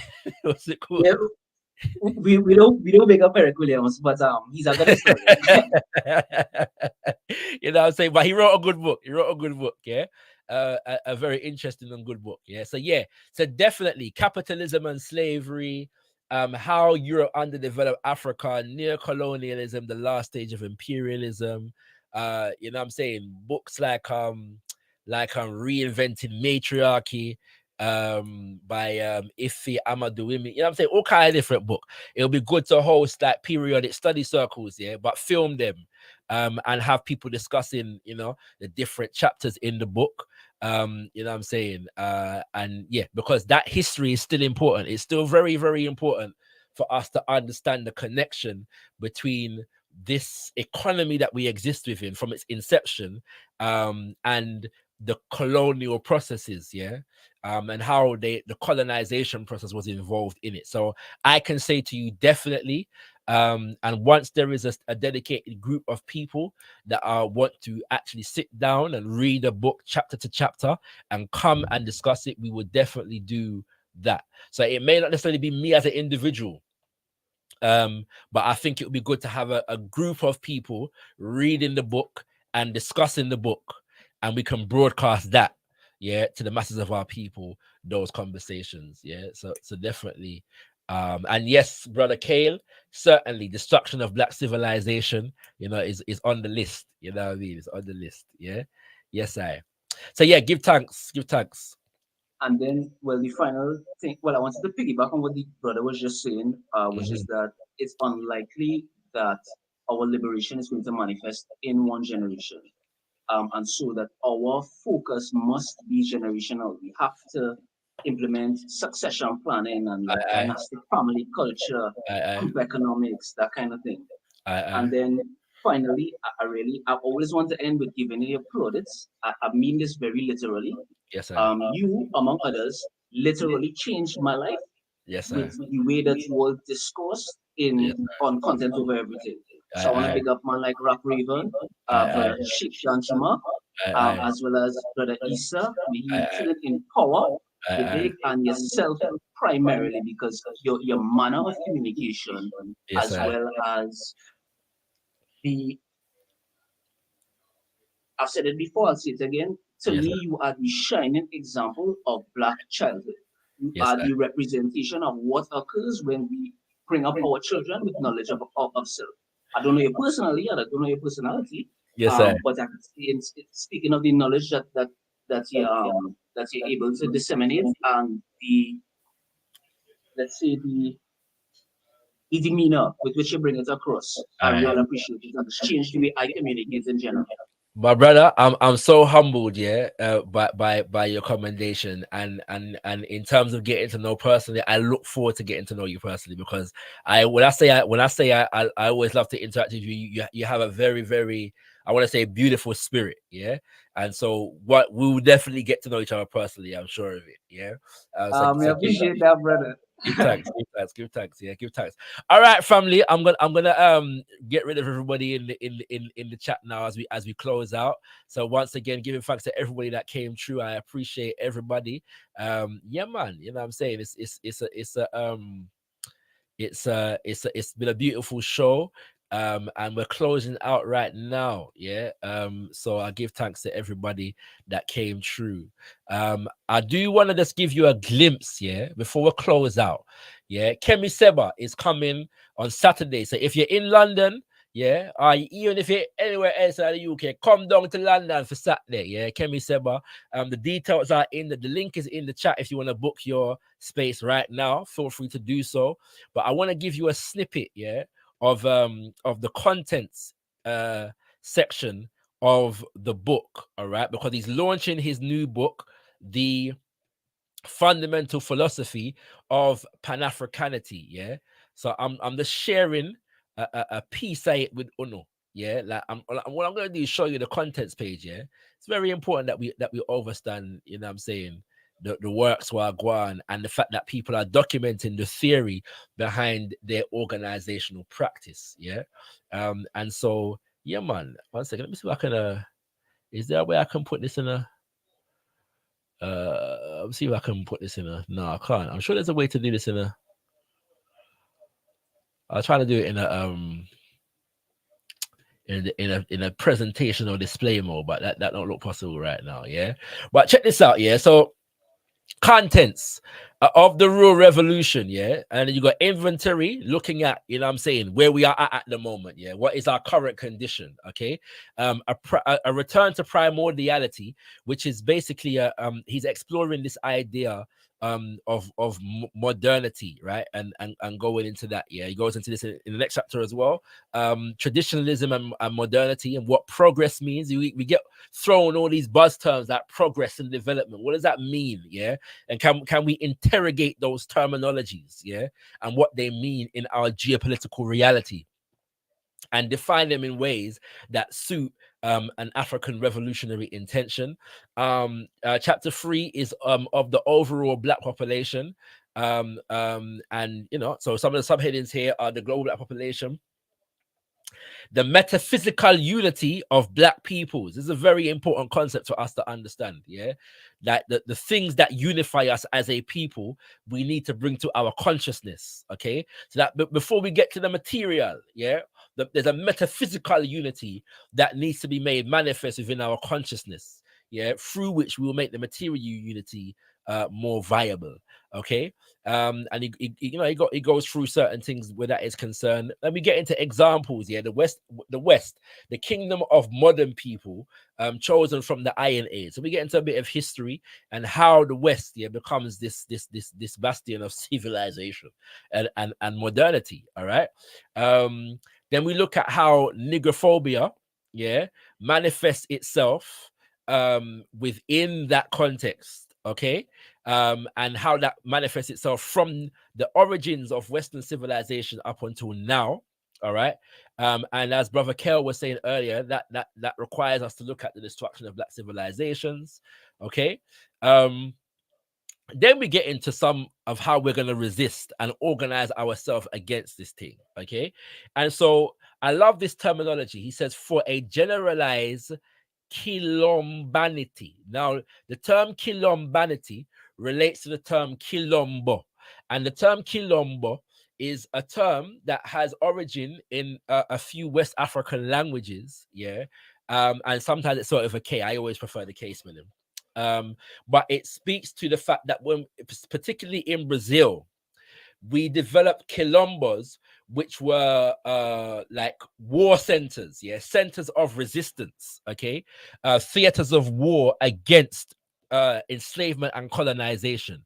The most famous Quilombo was actually really just a full-scale nation, which is Palmares, yeah, which developed in Brazil, which is a nation comparable to the size of Portugal in the middle of Brazil, governed by formerly enslaved Africans, yeah, and lasted for close to 100 years. All right. And so he's using the example of the Quilombo as a framework for developing our organizational strategies in today's world. Yeah. And so he says that Africa be won over by Quilombanity. So everywhere we are, we have to develop centers of resistance, yeah, frameworks of warfare, and on every level, yeah. Sociology and geostrategy from a metaphysical angle, and yeah, that is the final chapter. And he says, and then the final chapter is called "So as Not to Conclude." Yeah, so this ain't the finish. The ending of the book, all right, it is not the conclusion of the book, if that makes sense, all right, or of what is being said in the book. Yeah, and so that I'm just giving you a brief overstanding, yeah, as to what is in the book. Now, if you come on Saturday, you'll be able to get the English-speaking edition of this book. Okay, it's originally written in French. There's a Spanish version. I don't know about the other languages, but there's definitely an English, Spanish, and French version of the book. Yeah, and you will also have the opportunity to have the book signed. Okay, for those who are international, stay tuned, because the footage of the event will be released. Yeah, we're filming the event, and so you will have an opportunity to watch the event. Okay, so do stay tuned when that is concerned. All right, my love, Ono. Yeah, so we're going to be here weekly with ZIVANAYI. All right, for those who are just tuning in, ZIVANAYI is a word spoken in the Shona language of Zimbabwe. Yeah, spoken in the Shona language of Zimbabwe, and it means get to know. Yeah, get to know each other. All right, let us know each other. And so this is just a weekly show that I'll be running for the next few months, just to engage you as the gotkushTV audience. If you're watching on my personal platform right about now, subscribe to gotkushTV. Subscribe to gotkushTV, because at some point I will cease to do simulcast, and we'll be broadcasting exclusively on the gotkushTV platform. So that's why I engage with Uno, as the gathering, as the audience, and we will be and yes, Kushti, the book will be available on the day to purchase. So the book will be available on the day to purchase. All right, so do stay tuned. You know what I'm saying? It's going to be a powerful event. We have French to English translation. You'll be able to ask questions and get your question translated from the English to the French. And I've even got people from Norway coming down to the event. Norway is going to be in the building. Africans from Norway are coming down to interact with us all. So it's going to be a powerful Pan-African occasion. I'm telling you, book your space in because the ticket them run out. It's free. It's free, but book your space, because we have obviously venue restrictions in terms of capacity. I want all of London to come down. Panwe. Not to say that we're going to turn anybody away, but we do need to gauge the numbers dutifully and responsibly. All right, family. This has been the very first session of ZIVANAYI. Let us get to know each other, as broadcasted on GotKush TV. My name is ShakaRa, and we just want to say to you, Tendam Wadi, be thankful unto the Mother, Father, creative life force of the universe. Kudzai Mudzimu Mukulu. Give praises unto our great ancestors. Abibi Tumi, Abibi Fahodie, African liberation and African power for all African people. Ashe, Ashe, Ashe.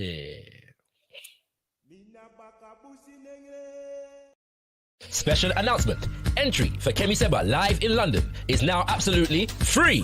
Kemi Seba live in London on the 22nd of April 2023. We bring you the Pan-Africanity Tour, featuring Kemi Seba, one of the most dynamic Pan-African revolutionary organizers of our time.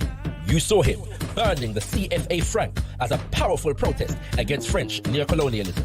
You saw him ousted from Senegal and Ivory Coast by governments fearful of his capacity to mobilize the masses. You saw him embraced by thousands in his home nation of Benin as he served the community in the face of the pandemic. Now we once again bring him live to London with the launch of his new book, The Fundamental Philosophy of Pan-Africanity, taking place Saturday, the 22nd of April from 1 p.m. at the Bridge Park Community Complex, Harrow Road, London, NW10 0RG. Book now on Eventbrite. The Pan-Africanity Tour featuring Kemi Seba. This is an event not to be missed. Special announcement. Entry for Kemi Seba live in London is now absolutely free. Kemi Seba live in London on the 22nd of April 2023. We bring you the Pan-Africanity Tour featuring Kemi Seba, one of the most dynamic Pan-African revolutionary organizers of our time. You saw him burning the CFA franc as a powerful protest against French neocolonialism. You saw him ousted from Senegal and Ivory Coast by governments fearful of his capacity to mobilize the masses. You saw him embraced by thousands in his home nation of Benin as he served the community in the face of the pandemic. Now we once again bring him live to London with the launch of his new book, The Fundamental Philosophy of Pan-Africanity, taking place Saturday, the 22nd of April from 1 p.m. at the Bridge Park Community Complex, Harrow Road, London, NW10 0RG. Book now on Eventbrite. The Pan-Africanity Tour featuring Kemi Seba. This is an event not to be missed.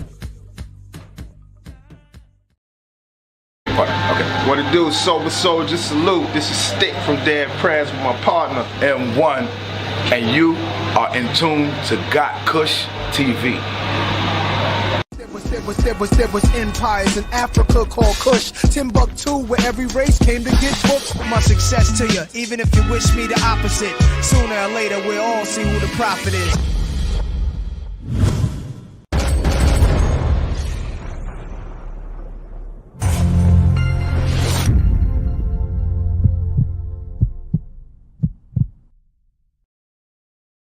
Achomi na jeli bojo kwe ni biane nyenko gotkushTV nyeyiradon.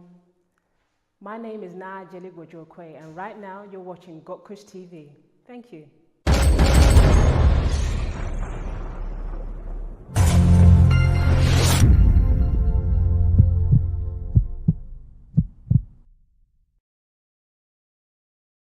Mina bakabusi nengre,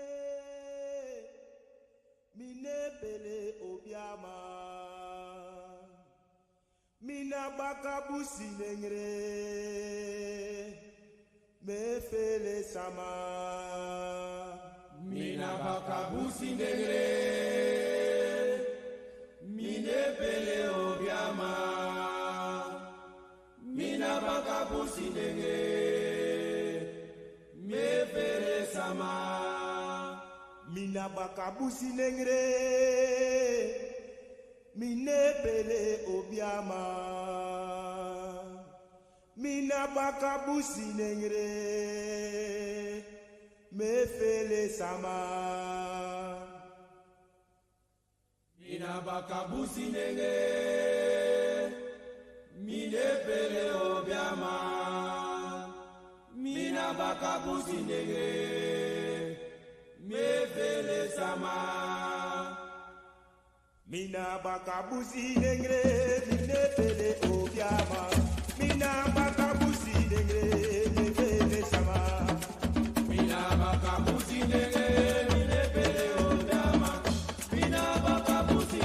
pele obiama. Mina bakabusi nengre, me fele sama. Mina bakabusi nengre, mine pele obiama. Mina bakabusi nengre, me fele sama. Mina bakabusi nengre, mine pele obiama. Mina bakabusi nengre, me fele sama. Mina bakabusi nengre, mine pele obiama. Mina bakabusi nengre, me fele sama. Mina